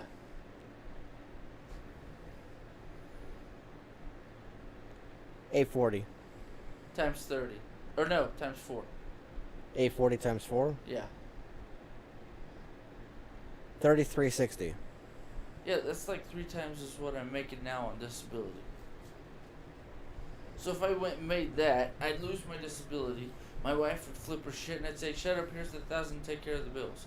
Or here's $1,300, take care of the bills. I got $2,000. I'm gonna go have fun and do stupid shit. Bye. It's a hair over $1,000 more than what I make now. Yeah. But see, I'm handicapped. If I made that much a month, the government would shit their pants and throw me into the fire. And guess what I would say? Oh, they don't like me no more. Okay, fuck it. You know me. I'm Brazilian. We all hate you. We're gonna burn you at the stake. Ooh, I get a nice toasty. Yeah, okay, cool. I don't care. Burn me, crucify me. Oh, yeah, I hope you know you just brought your end of the world to fruition. Yeah. You literally just moved yourself one step closer to the end of everything. Because I'm not the bad guy. Bring it! I don't care. And this is also because being picked on and bullied and being the outcast for so many years, but also seeing that I know I have the potential to do that, possibly even more. Because one thing my sister-in-law told me, Kate? Catherine. Yes. I didn't want to say the full name, but okay, you did. Not my fault. Whatever. Sounds like she'll watch this. I doubt it. Luke would. Oh, he would? He would if he knew we were He'd probably watch it just to see my stupidity and watch the hilarity and the complete chaos. Yeah. But I mean, she made a comment at one point. Oh yeah, I make a buttload of money doing the after the bars close crowd. Basically from midnight until like 2-3 o'clock in the morning. Make a buttload of cash. I mean, oh, I'm done podcasting. Okay, I'm gonna go Uber, make $5,000, and I'd be like, well, fucking shit. Well, I can't work for the next 6 months. Shit. But I just sit back and go, you just told me a way to do it better than you, and because my attitude's always mellow as hell and go with the flow. Yep. I'll make 3 times what you make. And see, the three grand there, that's the low number. 3,360. That's a low number. That's if I'm not grinding 100% of the time, all the time. The kids would be pissed because I'd never be around, but it would be the, shh, I love you. I'm being dad. Remember, the grind is so that way we can become rich and I can retire in 6 months. Don't worry about it. 6 years later, I'm rich. I've paid off my house. I've paid off my car. I've bought a second car for shits and giggles. And my kids have whatever they want, and I don't have to worry about anything. Yeah. But I mean, that's also part of being a dad. So I mean, that's what I grew up with. That's what I grew up being taught. If they'd have come out with this stuff or something similar to this back when I was like 16, 17, 18, Yeah. dude, I'd be rolling in the money now because I'd have just grinded. I'd have never gone for this, but I'd just grind my ass to death. Right now, I'd be sitting on so much money, and even with the crappy freaking interest rates at the bank, I'd still be making freaking $100,000 a month just off interest. I'd be sitting on my fat ass. Don't know if I'd have kids and a wife, but I mean, I'd have pushed myself so hard. At the age I am now, 40, I'd be sitting pretty and just like, yeah, you know, whatever. Yeah, like, whatever. Yeah. I mean, I do that anyways, but I mean, it'd be a bigger whatever because my bank account would be like zeros beyond all extent. Yeah. Hey, callback. Episode 6, Virtual Madness. Yes, with my long hair. Yes, back when you had long hair. I'll grow it back. Well, I'll see how I feel. Let's see, a year from when I started will be September, October. Of this year? Yeah, October. October this year. I'll let my hair grow for a year, see how long it gets. If I don't like how long it gets, or if I still feel comfortable having a shaved head, I'll just keep shaving my head. Yeah. Because, I mean, I'm enjoying the shit out of it. You feel the wind blowing, you know, stuff that with the long hair, I really didn't feel anymore. I didn't notice. The only reason why I think that I even give a shit remotely about having hair again, because I've just gotten so used to having it being shaved and like, shaved close. Well, you never shaved it, you just trimmed it close. Yeah, is the fact that hair equals youth. Hair makes people think of youth and youngness, and if you're bald, it makes people think that you're older than you are. Actually, I've gotten more respect from guys older than me and a few younger than me by being bald than I did with the long hair. There's a lot of people But out maybe there that that I've might noticed. be also my dynamic with the way I throw myself around. Yeah. So everybody sees me, yeah, no, he looks better bald. I don't know. Not really sure. Whatever. I'm not worried about it. Yeah. Well, then again, to be fair, whenever I am on Discord with some of the people over there, yeah, they tend to like give me shit a lot because of the fact that I don't have hair, and because of the fact that it makes me look like I'm older. But see, that's not exactly a bad thing. I always thought that was funny. You look old. I look old? Shut up, you young piece of shit. One, and that's because of getting older. And two, what's wrong with looking older? Women like older men. One. Two, I think it's funny. Pedophile. I'm a pedophile because I'm going after 20-year-olds being 50 and have $1 million saved up because I worked my ass off and now I can afford a young hoe. And it took me this long to be able to afford one? Shut up. PSA for all women out there who are quote-unquote young hoes. He just said you're valuable because of your youth. Actually, what I said was I'm tired of old women bitching because all the young women get all the dick. I had to go there. No, I knew you were going there as soon as you said PSA. I'm like, alright, let's listen to this, see what he says. No, you like trying to throw me under the bus and I just sit here and laugh at it. Doesn't hurt my feelings. No, see, if women get mad at you and try to cancel you just because you made that statement, and then they laugh at my comment, it'll make it even more funny and ironic. Because of the fact that they're like... Well, no, see, here's the funny part. They're going to try to cancel me on your channel. Right. Right. That's like, we canceled Tate. You mean you canceled Andrew on everybody else's channel? He doesn't have his own channel, you idiots. That's the hilarity of it. That's why I love it and laugh at the stupidity. We canceled him. And you spread a bunch of lies. So what? We canceled him. Oh, so you're admitting you lied. That's not the point. That's what you just said. Who cares? We got him canceled. I mean, you see what I'm saying. Yeah. It's the stupidity of the world nowadays. Oh, we got you canceled. Haha, I don't care. Alright, all my other accounts. Alright, come here. Change the name. Ta-da! It's almost the exact same. Hey, I'm back. What the? Yeah. You know that would rip some people up. Because I know I have haters. Do I care? No one, goddamn it. Well, that's the thing is you also tend to like, okay, so it's funny though that about this topic because I have people who've told me that you rub them wrong in real life, right? But yet those same people either laugh at the same jokes you make When or, you tell them. yeah, or they turn around when you're in person and they react to you more positively. And yet they'll turn around and be like, oh, he rubs me wrong, this and that. But then they'll be like, oh, hey, dude, what's up? Oh, yeah, you're fucking awesome. But then they'll turn around and be like, he rubs me wrong. And I'm like there was one night I actually You're all so full of yeah, shit. yeah, there was one night where I called, because I called Alan out one night because he was like talking about how he's all like, Tim rubs me wrong sometimes. And I'm like, and I was like, okay.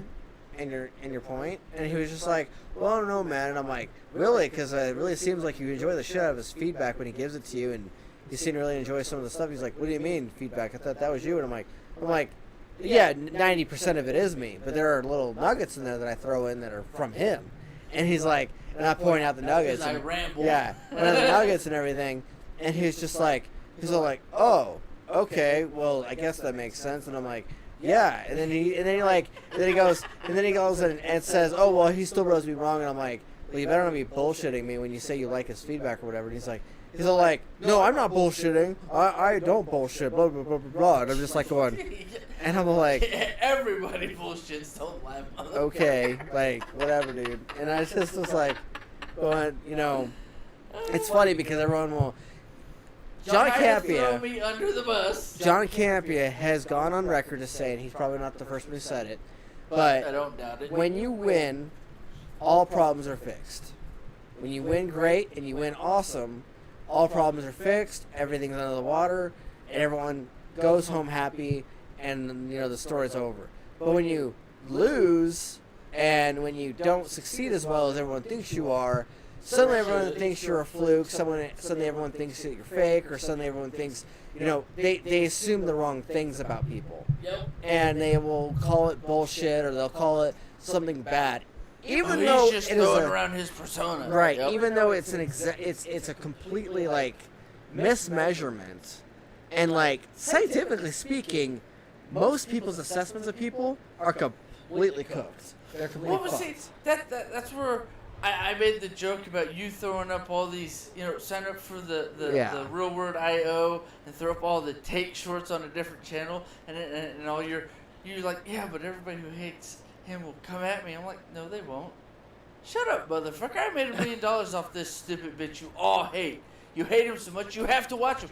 Thanks for making me $1 million, you idiot. That makes me think of the fact of when people were reviewing Velma, the new the black Velma, bullshit, and they were just I saw some of that running around Twitter. And I love Scooby-Doo. I thought it was my funny. shit. Everybody was having a shipwreck over it. But because she's a white black chick, she's light skinned. Yeah, I hated Velma so bad. The new show. The original or the new show. How come? I can't. Is it the way they changed the personality, or? Do you want me to go on the soapbox? Yeah, go for it, dude. We got 45 minutes. So actually 35, but go. So they go and they have Velma go from this quirky, doesn't have to remind you that she's smart every 5 fucking seconds, you know, hating She's on. the awesome nerd. No, she's not. Velma, the original Velma was the awesome nerd. She didn't have to tell you she was smart. Didn't make constant jokes at her friend's expense about his nutsack or his dick. There were so many things wrong with Velma the show. They did a script flipped onto them. Yeah, it was so fucking bullshit. Like, I was so angry. So it wasn't that they changed her to black. No, has nothing to do with They that. fucked up the whole character. Yeah, No, the character I'm not saying itself. From her point of view, I'm saying from other people's point of view, or is everybody else just bitching because she's black? Because that's what I mostly saw. No, people are bitching because they completely cooked her character. Like, they completely... Like, the opening fucking frame of Velma is her wearing some stupid-ass hood, and she's wearing this mask, and she's, like, coming at Daphne with a damn crowbar. And she's, like, you know, looking like she's gonna fucking kill her or something. And it's like the opening scene of the show. Like, I was watching one of the YouTubers that I found recently. She was watching it, and she was listening to watching like 30 seconds at a time and making commentary. And there was like 3 minutes or barely about a minute and a half in. She was like, "Were the TV writers just in the room deciding that they hate TV? Because that's what it seems like." Like, they're making every other dialogue line in the show is a meta commentary on TV and on culture and society, and makes fun of everybody that, like, is in existence. It's like Family Guy, but with Scooby-Doo. Yeah, it is exactly like Family Guy.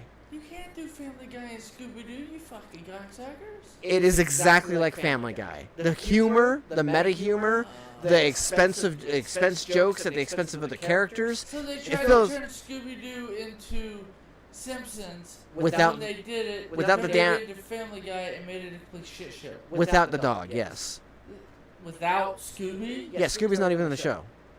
Then it's not the Scooby show. It's not Scooby. There's no Scooby in the show. Then what the fuck's the name of the show? In fact, there was a couple fans who were trying to What's the name of the show? Velma. And they're in high. Stupid within itself because the whole dynamic of the group is it's the group. And if you listen to the movies, and I've heard this and theories on this and that sort of thing, is they're all fucking each other. Yeah, no. Daphne and Velma are fucking each other apparently. Daphne and Velma are fucking each other, and they're fucking both the boys. No. Yes. No. That is the original thing. Not on the show. All best friends. No, but I mean, they even watch the show. You already told me enough about it. It can go burn in hell. That's not what I'm talking about. The original dynamic. Yeah. No, I know. I know what you're talking about. Well, you've seen the little yes. shorts then. I might have sent you one or two. Yeah. No, I know what you're talking about. That's the thing. I'm saying on this Velma show. The 60s. Remember I said I was gonna go on a soapbox? Go ahead. Well, that's what I said, but that's what I'm saying. Do you remember? Why would you fix something that's not broken? Do you remember how Shaggy was a stoner? He's always been a stoner. And you remember how he likes food? And you remember how he makes jokes every 5 seconds? Yeah. Now he's a Velma simp.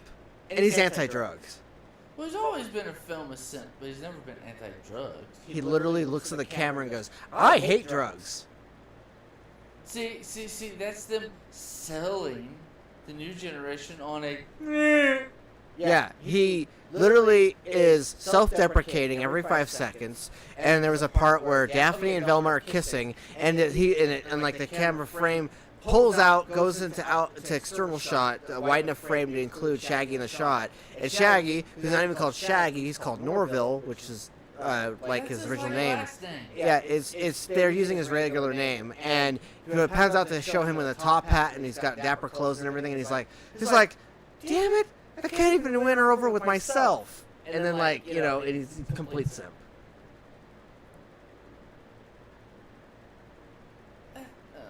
And then there was like a moment in a future episode where Fred is being made out to be Hitler. because they've got a mustache drawn on his underneath his nose, and then like Was it like a Halloween episode or some shit? No, it was some weird, stupid episode where he's in the streets and he's trying to say that he's not a bad person and everything, and then everyone makes him out to be like Hitler. So it's quite literally taking the Hitler. We must save each other. We must all be one nation. You must all stand under me. Plus, he can't even cut his own food. He what? He can't even cut his own food. And they spend an entire scene making fun of his dick size. These kids are. The Scooby-Doo crew is from the fucking 60s. They're all potheads. They're all fucking each other, and they're all having fun in their van. They drive cross country to do bullshit ghost hunts. And well, someone at the school died, was killed, and they're trying to prove who the suspect is. And Velma and those guys. Dirty little liars with the Scooby-Doo crew, minus Scooby. Kind of, yeah. And they're in court, and they're trying to prove that Fred is not the killer. And so that how they use that is they put a stake in front of him. They put a stake in front of him and say, "Oh, Fred is so stupid he can't even cut his own food. He's such an infantile child and so rich and spoiled that he never learned how to cut his own food. Not to mention the fact that his dick is too small." Not Velma, the other one. And so they have him cutting steak, and he can't even cut his own steak. And then his dad makes a comment about how small his dick is. See, this is the issue with TV I can keep going. And all media nowadays. And this also goes into the pre-programming they're doing to our kids. Which is I can keep going too.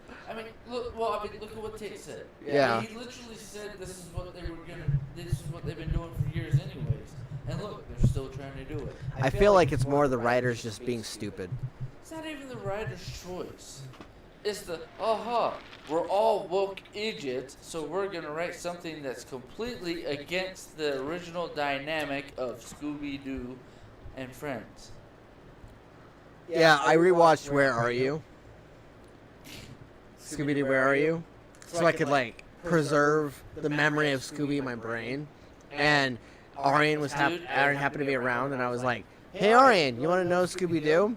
And he's like, "Scooby-Doo?" And I'm like, "Yeah, the dog that talks." And he's like, "The dog that talks?" I'm like, "Holy shit. You're how old? And we haven't introduced Scooby?" And Amber pipes in and goes, "No, you know Scooby." And I'm like, "Not enough." And so I turned on Scooby-Doo on HBO, and he watched the first few episodes with us and everything, and he's just like, "Scooby's cool." And I'm like, "I know." Yes, teach him. And fucking, I was watching it. In fact, I was texting Amber, and she went with Mamre to go to Smith's for something. And I texted Amber and I said, already within the first 20 minutes, Shaggy's made 3 jokes. Scooby-Doo forced him to watch a movie twice in the theater, and Fred's not an idiot. Fred was never an idiot. He might have been a little out there every once in a while. Velma, the show Velma, made me appreciate that show 1,000 times more. Oh, I bet. Oh, yeah. Especially when they're like, "Scooby, where are you? We got your Scooby snack." And he goes, "Ruh-roh!" And then, Velma hands him the Scooby snack and goes, "Can you go down there, Scooby?" And he's like, "No, ruh-roh, I'm scary." And then she's all like, "Would you do it for a Scooby snack?" And he's like, 1, 2 Scooby snacks. And then so she hands him the Scooby snack and he goes, "Urgh." He's all like, I'm just watching this and I'm like, it's like I'm 7 years old again. Or 4 years old again. I've tried to sit down with my kids and watch some of the old movies or stuff you watched as a kid, and they're like, "I don't want to. Let's get 10 minutes into it, and then if you still don't want to, we'll change it." I love Scooby-Doo. I rewatched it and I'm like, oh my god. 10 to 20 minutes in, and they're just like, Yeah. clearly this is a shitty TV show or movie. Yeah, no, you were mesmerized by my youth. Okay, keep going. I go on a tangent and a soapbox about Velma because when I was, my mom says I was 2. It was probably way before then. But my earliest memory of Scooby was when I was 4 or 5 years old, and throughout pretty much all of childhood, all of teenhood, I'd been watching Scooby-Doo reruns because I was born 91, and the show came out in 1969. So that means everything I ever watched was a rerun. Nothing was concurrent unless it was a new show or a new version of the series. That's So- all. Well, I mean, I watched Looney Tunes and Scooby Doo and all that shit like Same here. constantly. Yeah, Amber apparently doesn't know Looney Tunes. I was at Smith's, and I was like talking to her about like I was making references to like Taz and Daffy Duck and all this other stuff, Taz is my favorite. and like was making comments about all the Looney Tunes, and Amber's like, "What is that?" And I'm like, and I started describing it to her further, and she's like, "I still don't know what that is," and I'm like, "Do I have to slap your parents?" It's like, what the fuck? She's like, "Well, I don't know them," and I'm like, "How?" It's because where we were in the situation, they didn't really watch shows. They were more outside kids. They went and played in the neighborhoods. Well, so was I, but I still know Daffy Duck and Looney Tunes and Yeah, well, Russell, Mom and Dad, Russell and Brenda, we're not like Nanny. Okay, you gotta go to bed at an hour. We're gonna put on cartoons. Or you're here. I don't want to deal with you right now. I'm in the middle of something. Here, watch this cartoon. I remember I was 6 years old. My dad and my mom had taken us to Disneyland, and I really badly wanted that Pluto stuffy. It was a stuffy of Pluto, Mickey Mouse's dog. Yeah, the idiot dog. I still wanted the stuffy. It was like $20. Well, no, but I mean, think about it though. You have a dog who acts like a normal dog. Yeah. Everybody else is animals. Yeah. And you have Goofy, who pets your dog, which could be his retarded cousin that lives with you. You know, Amber doesn't know Bugs Bunny that much. Whatever. It disgusts me. Because Bugs Bunny is like the ultimate fourth wall breaker. Oh, he's more than that, dude. He's the original Deadpool. He killed everybody Yeah. else while they were trying to kill him. Yeah, like Bugs Bunny is the original Deadpool, the original fourth wall breaker. He makes fun of frickin' Taz Everybody, and including yeah, himself. yeah, and like he just goes running and goes, "Nah, what's up, Doc?"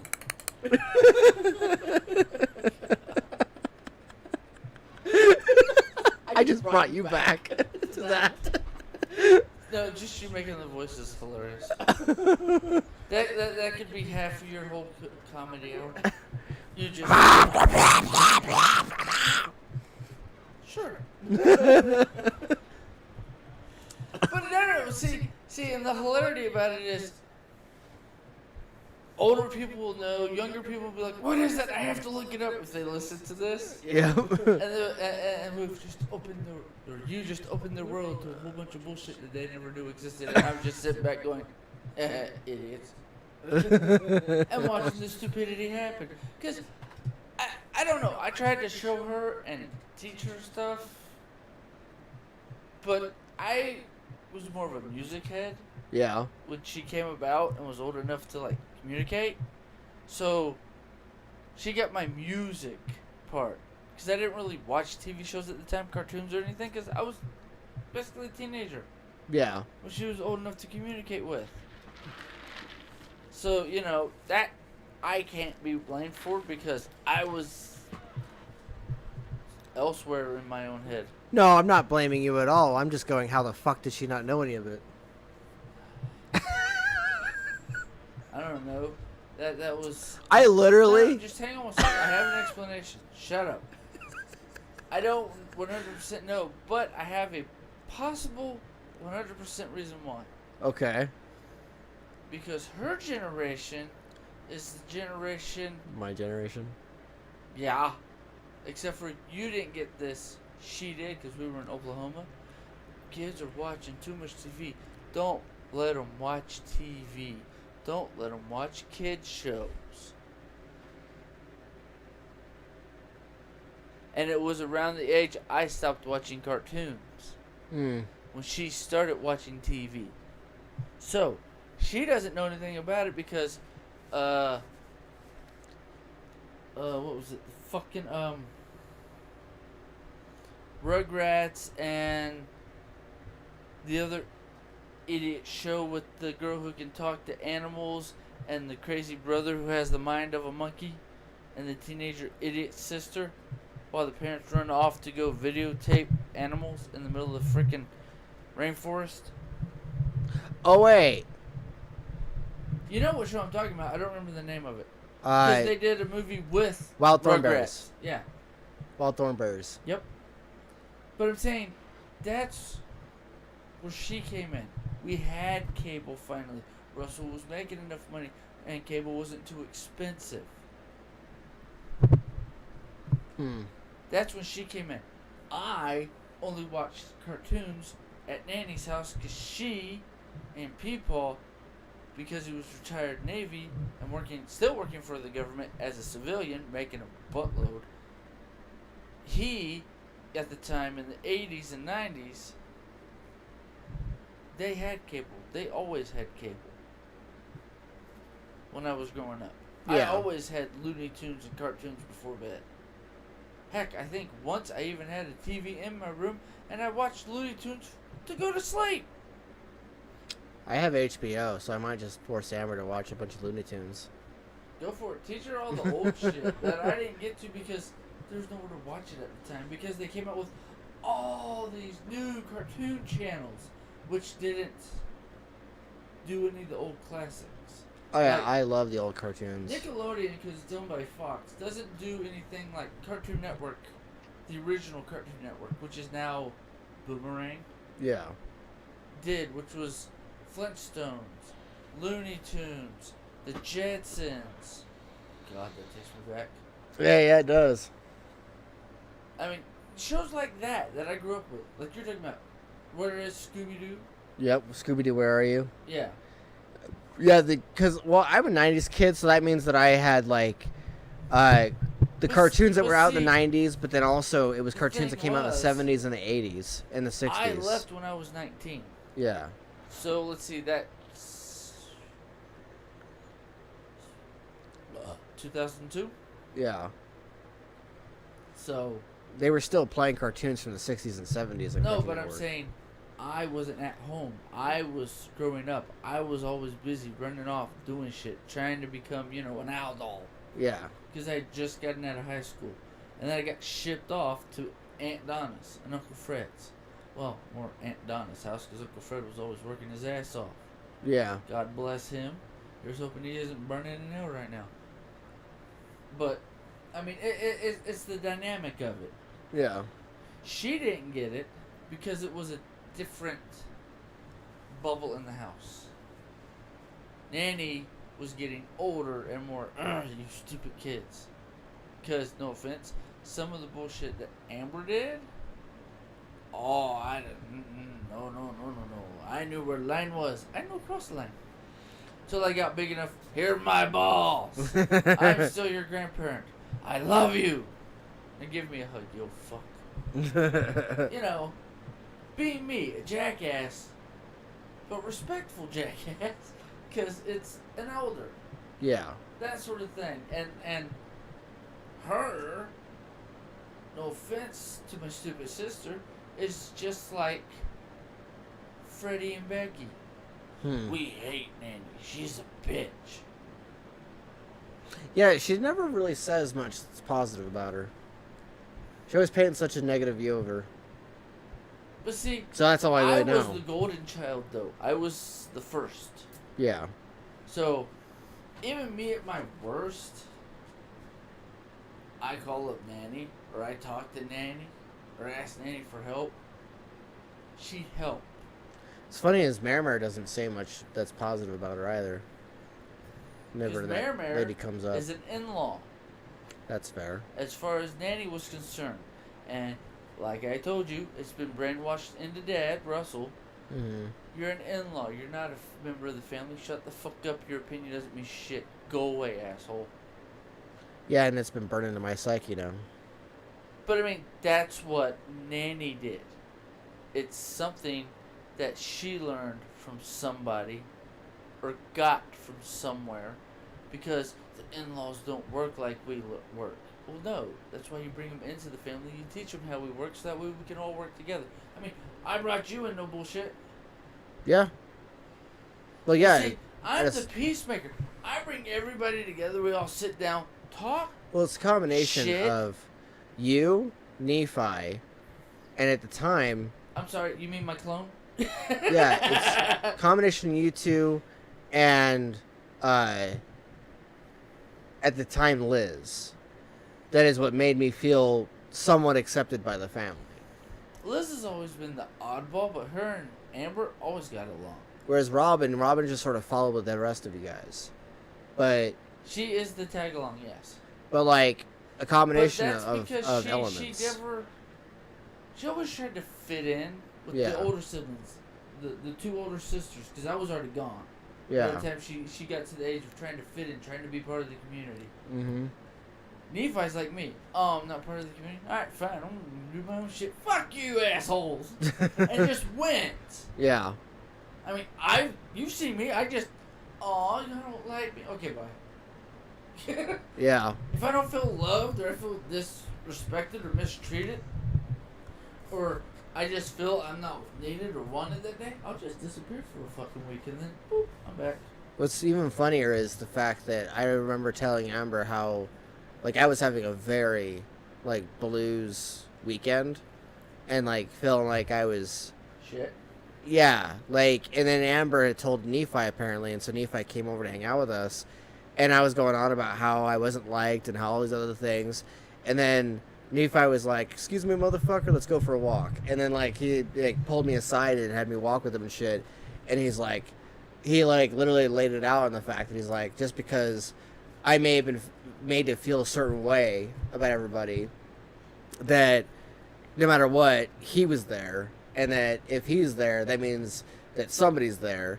And he was like, and he was talking about you at the time as well, and said that he's like, even if you and him started off on the wrong foot, or that you think you'd start off on the wrong foot, that it's going to end up getting fixed anyway.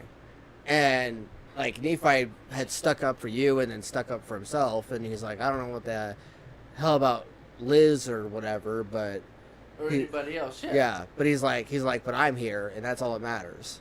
And I was like going, and I was feeling like shit at the time. And him and I were smoking outside and whatever, and we were trying to, like, I was trying to decompress, and so it got to the point where it was such a common occurrence that every time he'd come over, he'd bring me outside and be like, all right, now spill, or talk. And I'd be like, what do you mean talk? And he's like, someone's up, now talk. Well, I remember I came over, and then you started doing Andrew that shit. was over, yeah. and he dragged you outside, and he was like, "Come," I'm like, "I'm not going outside. Go ahead, go do your shit. I'm right here, dude. I'm holding on this fucking shit shack where you can go talk to him. Bye." Yeah, and I know where I'm needed at a certain point. I was Yeah. needed in the house to talk to the lunatics in the house. Yeah, and what's funny is later on you started taking us to the canyon, and that's when you and Nephi would get me to talk in the canyon. I actually miss those drives. We can go do that, actually, we can go do that tonight. I ain't got nothing planned for tomorrow except for I gotta get up and make sure Connor's at the blah, blah, blah. Usual shit. Yeah. I don't care, dude. We could end the podcast now and go for a freaking drive. I don't give a shit. Yeah, like, that's pretty much, like, You're gonna have to fork out some gas money or some drinks or something. I've basically spent all the money I've made on gas and a few other bills I had to pay, so that way I wouldn't completely get fucked. We can wait on the drive. We don't have to go right now. I just figured I'd bring it up, especially because, like, I have to find a way. I'm trying to pay rent. But yeah, I was actually gonna read out a segment of a book if you're okay with that. We only got about 10 minutes before I bounce, though. Yeah, no, I can do it. It's a short All right, thing. Grab a couple chapters. Yeah, it's a short ass thing. You sure you get so entangled in it you read an hour? Hey, you used to. Yeah, like years ago. Yeah, that's what you need to do. Take all the audio from those podcasts when you read all those, all part of book one, and just, Okay, so Put this that as one's the audiobook. prologue. Lionel, Lady in the Shadows. This is part of Snake and the Dame. It is part of the story that I have been talking about, that I've been writing and editing. So here goes nothing. Okay, here goes a lot. Every step down the hallway echoed in his ears as he walked, dancing in syncopated rhythm with a static of voices screaming in his head. He could hear the accusing stares, dripping with blood, as the penetrating venom filtered through his mind, the voices screaming in varying intensity. Court was not good today, as Lionel Knight felt himself begin to get lost inside the chasm of his own insanity. He saw his reflection looming, his blood-stained cloak drifting around his body, his dirty blonde hair deceived on his head, the scars on his face glinting in the low overhead orange and yellow light. His fingers flexed open and closed as his feet continued to move towards the door ahead of him, the mirror anchored to the side of the door in the hall he crossed. The woman in court today reminded him of his mother, who he tried to kill him years prior, one of the ladies who worked with Alexander Capella of Skya. Her distorted face and snide stabbing voice echoing in broken replay in his mind's eye. He opened the door. Heavier in design than it looked, it had a brass-like surface behind the mirror. Something told him that Kresh didn't just like staring at himself before going into his lab. Mirrors often acted as doorways in this world, Lionel recalled, and he knew of the mirrors at the school he worked at when he wasn't acting as Leon's hand of the king. One would argue his most preferable job being teaching, which at first he wasn't the best at. He'd nearly quit pretty early on initially, before both Hardis and Drakena had convinced him to stay. Something about helping young minds grow gave him solace and reprieve from his own suffering and broken soul. I see you are still inside your own mind, Lionel Knight. I take it court wasn't relaxing, Precious said in a low tone of voice as Lionel entered the room. His best friend's twin brother had looked up from something he was writing down. Insufferable madness at its finest, Your Grace, Lionel said in a flat tone. Just remember, Lionel, suffering is a choice. Pain is mandatory, Kresh replied. And is this a choice? Lionel gestured at the bodies in the bed. There were 6 beds against the wall. 5 were currently occupied, that Lionel could see in the dim lighting, a low overhead light swinging lightly above. Kresh's desk was off to the far right, and on the other side, various tables where vials bubbled. He'd had a cart nearby, where he took volunteers who donated blood to blood banks and conducted experiments. People desperate for cures of illness of various different kinds, looking to make extra money. He would pay them to be tested on. Voluntary lab rats in a chasm of building madness. Kresh had argued the ethics with the council extensively. The laboratory where Kresh conducted his experiments was identical in both kingdoms, Atrales and Vrakia. Both brothers practiced science. It was how Kresh and Murdrin, a drug lord, had met in school many, many years ago. This is essential for our world, for the many others out there. Don't forget, we aren't just testing a cure for mankind's ailments, it's for all of creation, to heal a galaxy, Kresh said in a manic tone of voice just above a whisper. Dad, I got the formula redone as requested. Are you sure this is safe? Are they going to be okay? A young man, about 16, the same age as Lionel's godsons, asked as he entered the room. He had low-cut brown hair and a strong face, a jawline, with beady golden eyes that flashed varying degrees of silver as he talked. Caden, it is exactly as I explained to you and your mother earlier, Kresh reassured his son. Okay, because the last batch did not end well. I had to cart those bodies off myself, because Thorn was busy helping Ayla. I don't want to do that again. It's hard enough acting as king in your stead, Caden replied. He looked exhausted, the more Lionel studied him. About the same height as Peter and Chris, just above average, almost 5'8". Not as tall as his father, Lionel suspected that he'd meet or surpass his father's height at some point. I put you in that position, my son, so that you can learn the basics and gravity of power. The tug-of-war of ethics and power and how you wield it will create the man you will eventually become, Caden, Kresh replied. I just want my father back, Caden said, and Lionel was definitely reminded of Peter. Perhaps Crash can take a break from science and royalty and have an evening with you soon, boy, Lionel said. His voice was gentler than before. As if all this science, power... Caden broke off and his features darkened. His outfit looked extra worn, and Lionel noted the crown was missing from his head. All in due time, my son. Some of the greatest men in our time and before our time changed the world with science and power. It's a measure of how society runs, the strength of our motivations. It'll go far the more we're willing to push to take it further, Crash said with a manic gleam in his eyes. His mouth was almost feral as he pressed a button on a remote, and a machine began injecting the bodies one by one. They began to writhe.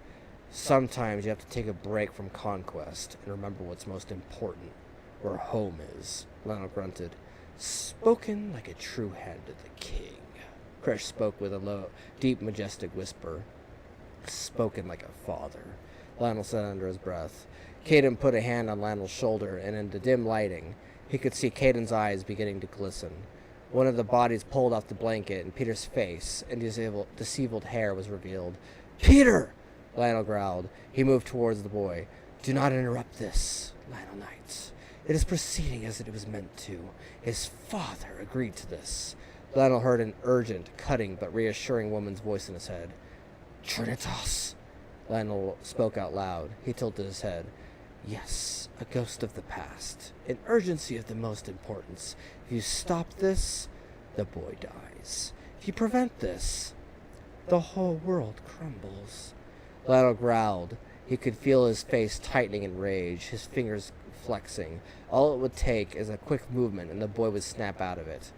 "Lionel, don't try to stop it. The formula is already unstable," Caden said in a whisper. "Don't risk my cousin's life." Just then, a man in a trench cloak with a cybernetic eye stepped forward, a flash of bright, silvery white light just behind him, a shadow of wings against the wall behind him as Lionel glanced his direction. The shadowy forms were waving as if billowing in a gust of sudden wind. Lionel felt his hair ripple from the force. "Dante," Lionel growled. "Mr. Knight, a pleasure. Let us help the young prince cope with the side effects, shall we?" Dante greeted him. "Why don't we all do it?" Crash asked. "Sure, but it needs an angel's pure grace. An archangel, and I happen to be one. Join me, my brothers, and spare the boy utter insanity. I will start with him and move my way through all of them. Provide the assist, fellow Nephilim children." Dante's voice was gruff, but with a dancing lilt as he talked. Slowly, they indeed worked their way through, and Lionel was haunted by the mere idea that one day they'd all slowly find out, every one of these poor teenagers, that they were a part of a conquest of insanity and healing and power. And that's the end of that prologue. So what'd you think of that? Actually, it sounded good. Yeah? Yeah. It was my break away from a typical teenager's perspective. Obviously. It was Lionel's perspective. You know that character that always shows up that's like, it's Peter's godfather, who's always got that really harsh exterior, and he's always got a trench cloak and scars on his face? Uh-huh. That's that character. He's the more black and white of the cast. Of the group. Yes. I haven't written for that character since I was 17. Oh, there you go. 16, 17-ish, yeah. Somewhere around there.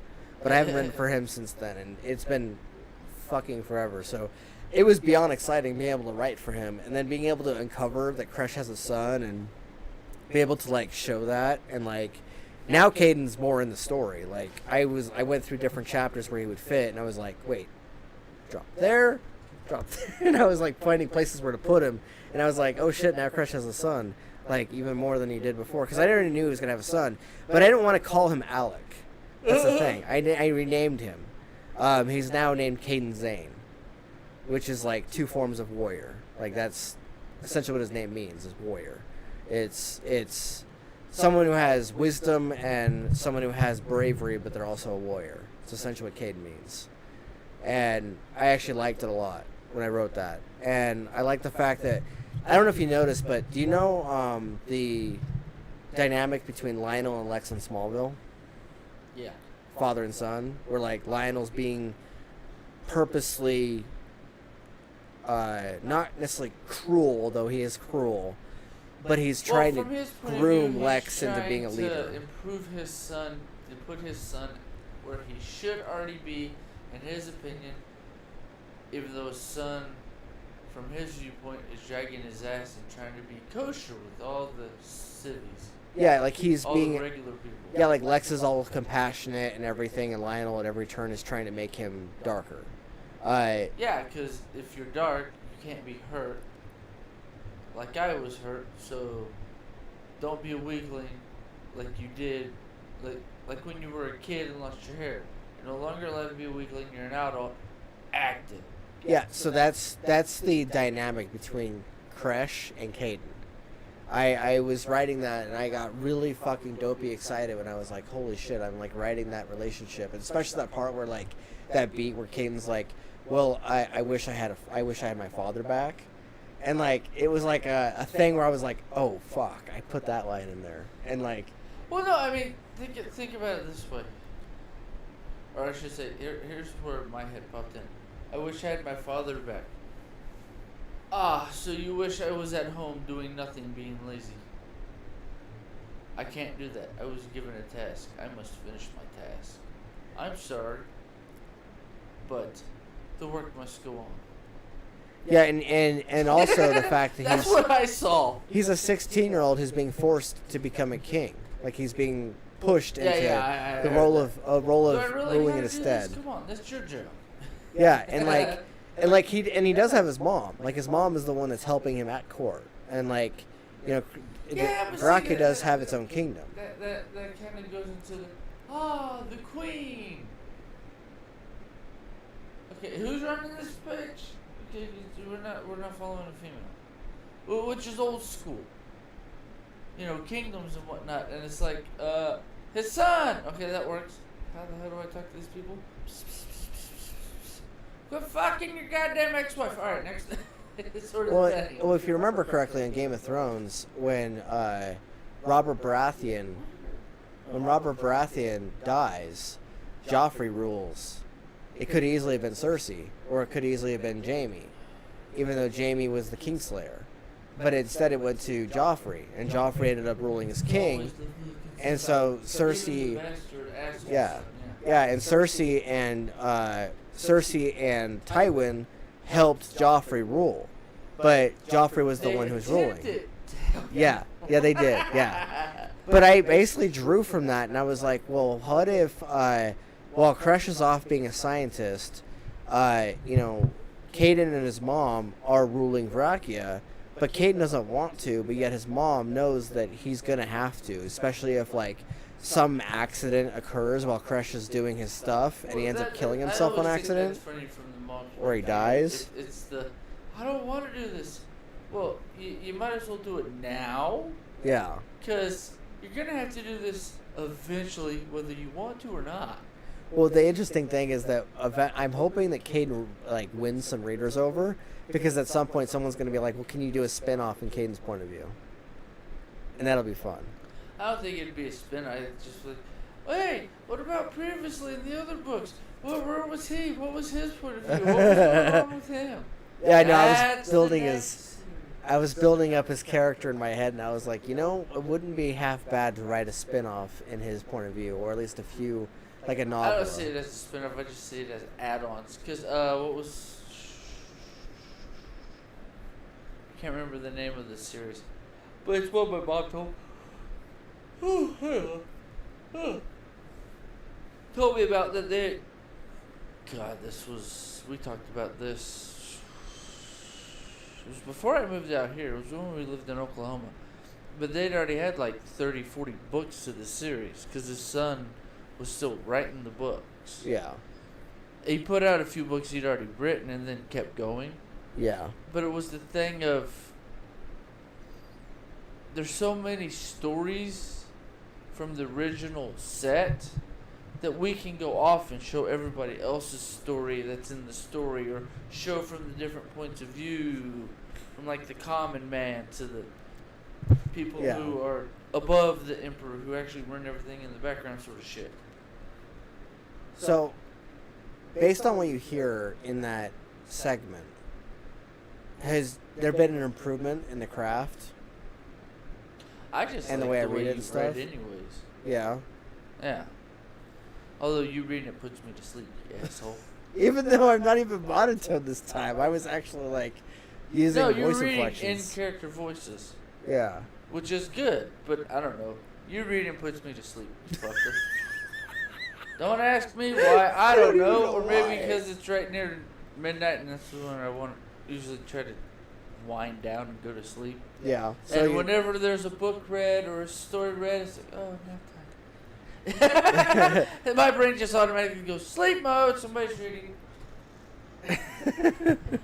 So Has nothing to do with you. I like the story. I like what I heard and how it sounded. Yeah. But I'm really bad with stories because, oh, nap time. It's something I actually taught myself. Yeah. Because, all right, Mom, read me the book. Okay. Pass out. But I wouldn't pass out until I knew we were near the end of the chapter. And it's like, okay. Because right when you were getting to the end, my brain's like, okay, it's nap time. He's almost done. No, motherfucker. We still got some broadcasting. So the pre-order link will be in the description, guys. And I am working on actually producing an audiobook form. I won't just be stripping the audio from this podcast and putting it in the audiobook, although that would be fun and easy to do. To audible standards, that can't happen. I have to record it a specific way and edit it in order to make it work for ACS. Bullcrap. You just gotta reformat it like 15 times so they don't know the original format was, and then go, scrub. Here you go! It's a whole book! I took you away, you fucker. It'd be nice if that was like that, but they've got such strict standards, it's crazy. Then fuck them. That's We'll what I do it said. our damn selves. That's what I said. I said, No, we'll just do it our damn selves. That means you need to buy a CD burner. We need to buy some labels. And then you gotta figure out how you have your wife, my sister, make a new picture for the CD cover. I actually am gonna have to have her create a cover for the audiobook anyway, so it can go on markets. Because Audible's not the only market. Like there's But so I'm many different saying, markets. There's more than one way to do it, and then Yeah. you have on my website the physical copy, the 10 freaking Disc CD set. fucking set, bitch. I mean, why not? Yeah. The original 20 discs. It in its new 2-piece form, 10 discs each. Or 12 discs each, however you want to Yeah. work it around. You know what I mean. Once I record the first few chapters, my dad actually told me he wants me to send him them so that he can listen to them while he's on the road. He wants it for free. Of course he does. He's your dad. But no, this is really pissing him off. And this is the story of your book, recorded by or read by TPAW. Yeah. And me be the intro voice and then the outro. Thank you for listening to disc 1. We hope you liked it. Enjoy disc 2. And then this is disc 2 of da da da da. Yep. Did you have Tim in here? Yeah, he threw it as an item. Everybody loves my voice. They don't always like what I say or my face, but they love my voice. 'Cause what was it? One of the guys, one of your friends, was on, or was when we had like 5 or 6 people on, talking to us on chat, and they're like, "You have a radio voice," and we talked about it for a minute. Which one of us? Yep. And they didn't say. Yeah. They just left it as is. And I'm like, so we both have radio voices? We're sexy voice men on the radio. Or, yes, I'm a goofball. And I'm on the radio because I'm ugly. But I know I'm not ugly, you're not ugly, so it's like, okay, are you saying we have good voices or are you saying we're ugly? And we could never figure it out because they never responded. Yep. But I always thought that. I mean, we both have rodeo voices because you've uploaded to, I don't know what website you said it was.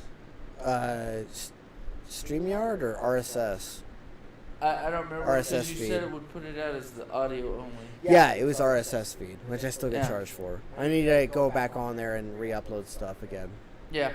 Well, I mean, you can also do, what's the new one? The one you were telling me, Anchor. Yeah, Anchor. Anchor.fm. Yeah. Because if we put them, if you can find the files, Yeah. if not, then just go back and pull the audio off again. And you could, like, throw it on them. Mm-hmm. Because they'll download it to Spotify, Apple Podcasts, and a few of the other ones.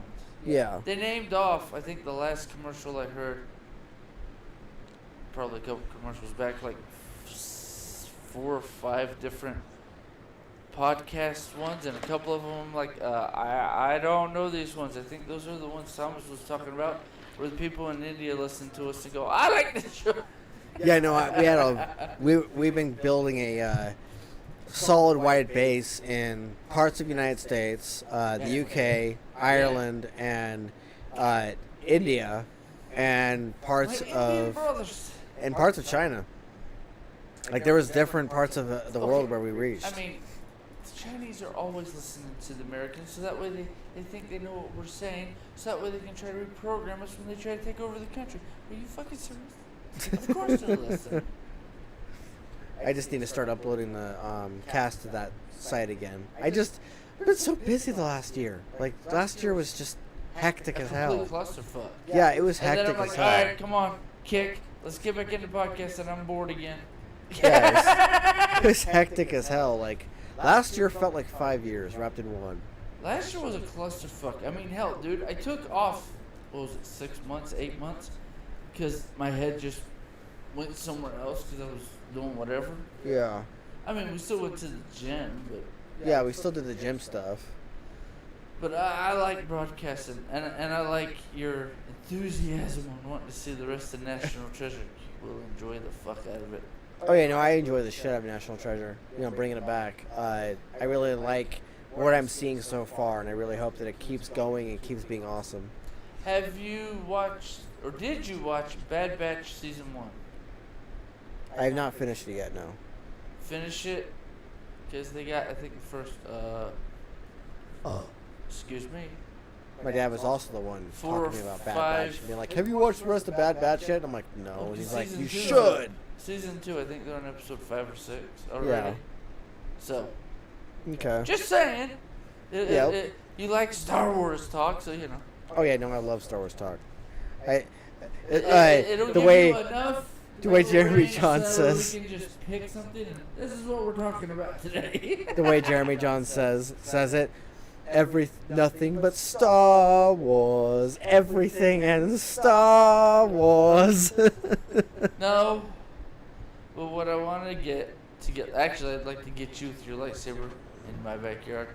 Because mine's a little bit bigger than Russell's. Actually, it's a fuck lot bigger than Russell's. But just goof off and duel in the backyard. For shits and giggles. It's freezing cold. That's why we have gloves, bitch. Well, no, because I like mine. Because mine, if I do this, like twist it and pop it up, it activates. Yeah. So I like that. Yeah, just press the button. I mean, I could push the button too, but why? I can just go, really? That would be that fun. Yeah. But I don't know, it's just, I've gotten to the age since I'm 40 now, I just decided, I'm getting a fucking lightsaber, because fuck everybody and fuck everything. And I'll find a way to make a buttload of money. And I decided to Uber the last 2 days. And I almost made 200 cash, so I made my weekly income. Fuck off! I did my bullshit for the week. Brian, the officiator guy that I was working with for a long time, he actually said that he does Uber a lot at Grubhub, and he says he makes a lot of fucking money on it. Grubhub, only if I remember, which I'll have to remember to do in And if I'm not able to schedule, I have to. Actually, I might just do it here after we're done broadcasting because it's after midnight. I might be able to schedule some Grubhub because when I schedule, I make $200 a day. Yeah. Well, I should say I make $200 on Tuesdays, so I might just save Uber for Thursday. Because if I make 200 on Grubhub, then I can make 100 to 200 on Thursday, and then it's just I got money, run. Yeah. Take care of my bills, take care of my bullshit, get the fuck out of the crap hole, and get back on top of the hill. Because the end of the year last year kind of went, man, fuck it, throw it in the dirt, screw it. Makes sense. Yep. Yeah, so Stake of the Game's on pre-order. It's coming out at the end of this month. February 28th is the drop date. I am getting it pro-edited, so everything you heard in there that you've heard so far, for the most part, is probably sticking the landing. But 28th is going to be the one that's supposed to drop. I do have it on. Not supposed to, when it will drop. Yes, it will drop. $2.99 is how much it's going for right now, and then once the drop happens, I may give it a few days. Maybe it'll give it a week, but shortly after the drop date, it'll go right back up to $5.99. So you have. If you get more than 5 sales within the first 2 days, up the price. Yeah. It's clearly you guys want it and will love it. Yeah, and so you guys will definitely love this story. You guys will definitely love what I've done with it. I took all the best aspects of what I've done before and upped the ante quite a bit. Worked my ass off for the last month and a half on, getting everything down and getting everything nailed. Isn't that what you usually do? So, I mean... Yeah, but during the winter time is usually when the biggest drought happens, if you remember. There's a couple of the last couple of years where I'd be trying to do something, and the drought would happen right around December. And December. Where were you? Where was I? In that clusterfuck Yeah. shit apartment. Yeah. Yeah, and now I'm here, and so I've spent a lot of time in this office just grinding, nonstop grinding. If I'm not taking care of the kids or not taking care of doing work with AAA or going to the gym with this guy. I'm usually in this office grinding, and I'm either balanced between all the social media outlets, or I'm just simply turning all that off and then just going into the Google document and then just writing and editing and shit. And so the last month especially, I clambered through 10 to 15,000 words last month. And so if I can do that, if I can spend an entire month and grind through at least 20,000 words, that means I could finish a rough draft of a book within 30 days or 45 days. But like I said, you'll put 4 or 5 books out this year. Yeah, it's gonna be crazy. Part 1's gonna be releasing this month. And then I'm shooting to have part 2 released next month or the following month. But by May, I should have at least 3 to 5 books released. It's gonna be that fucking quick. And then this fall, I'm gonna be trying to work on getting Volume 2 out. So you'll have 2 volumes. Volume 1's gonna be done, so it's 5 books, and then Volume 2 is gonna be hopefully done the beginning of it this fall. Who told you one volume only has to be 5 books? Nobody.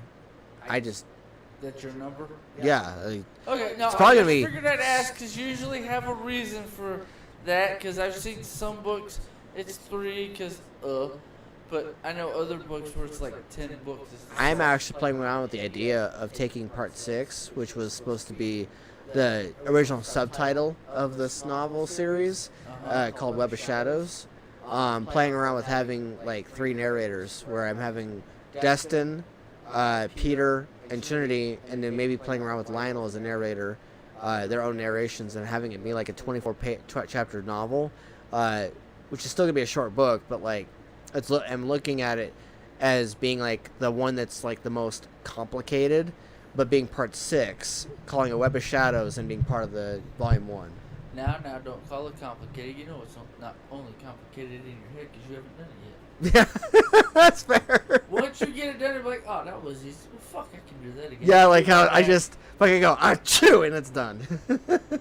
Well, no, I mean, that was your hiccup at first, remember? And then we got you the laptop, and I'm like, Yep. just do it. Yeah. But no buts, just do it.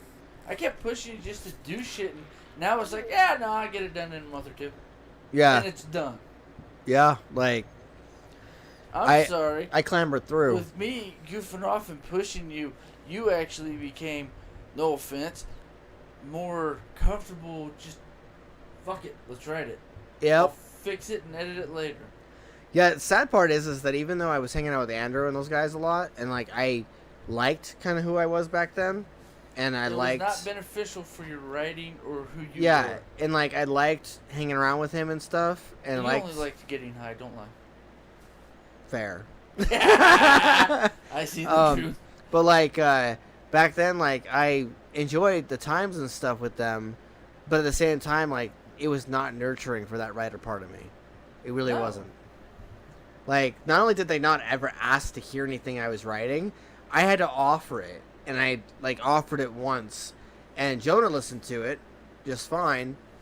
But Well, yeah. the second I started trying to talk about it around Andrew had to bring all back to himself. And Well, yeah, I don't think it was that.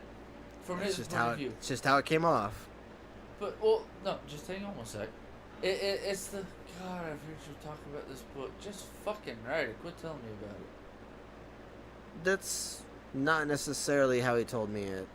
He Well, just said, no. I'm tired of you talking about the book. That's how it is in here. Now, whether it comes out that way or not Yeah. is translation from original script to Yeah. verbalization. What's even funnier is there was a writer on Twitter that said that they have the same issue with their family members, where they'll be like talking about a future story or whatever, and the person will, that family member will be like, "Oh my God, just stop talking about your book," and the person will be like, "I am 10 books later, jackass." And the family member has clearly not kept track of anything, but yet they're just trying to talk shit. Hear about them writing.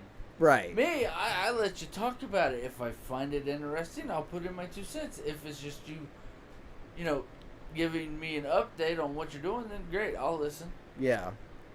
By the way, guys, I appreciate you guys listening to me talk about the story as well as reading it out, and I also appreciate you guys tuning in and listening to us talk about National Treasure and all the other lunacy. Part of that title is, I never know. Yeah. Yeah, we deeply appreciate you guys showing up, and you know, for the people that show up later on after this thing is broadcasted, we still appreciate you guys too. So appreciate being able to have this as an outlet. We appreciate everybody who listens, because you guys actually show that people give a crap about us common guys' opinions. Yep, exactly.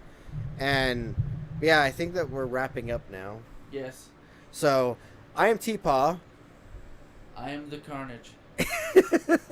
And same bat time, or same bat channel, not bat time, because I don't know when the next time we're gonna do this. Probably next week. But we'll see what the nipples bring. Have a week. Take it easy, guys.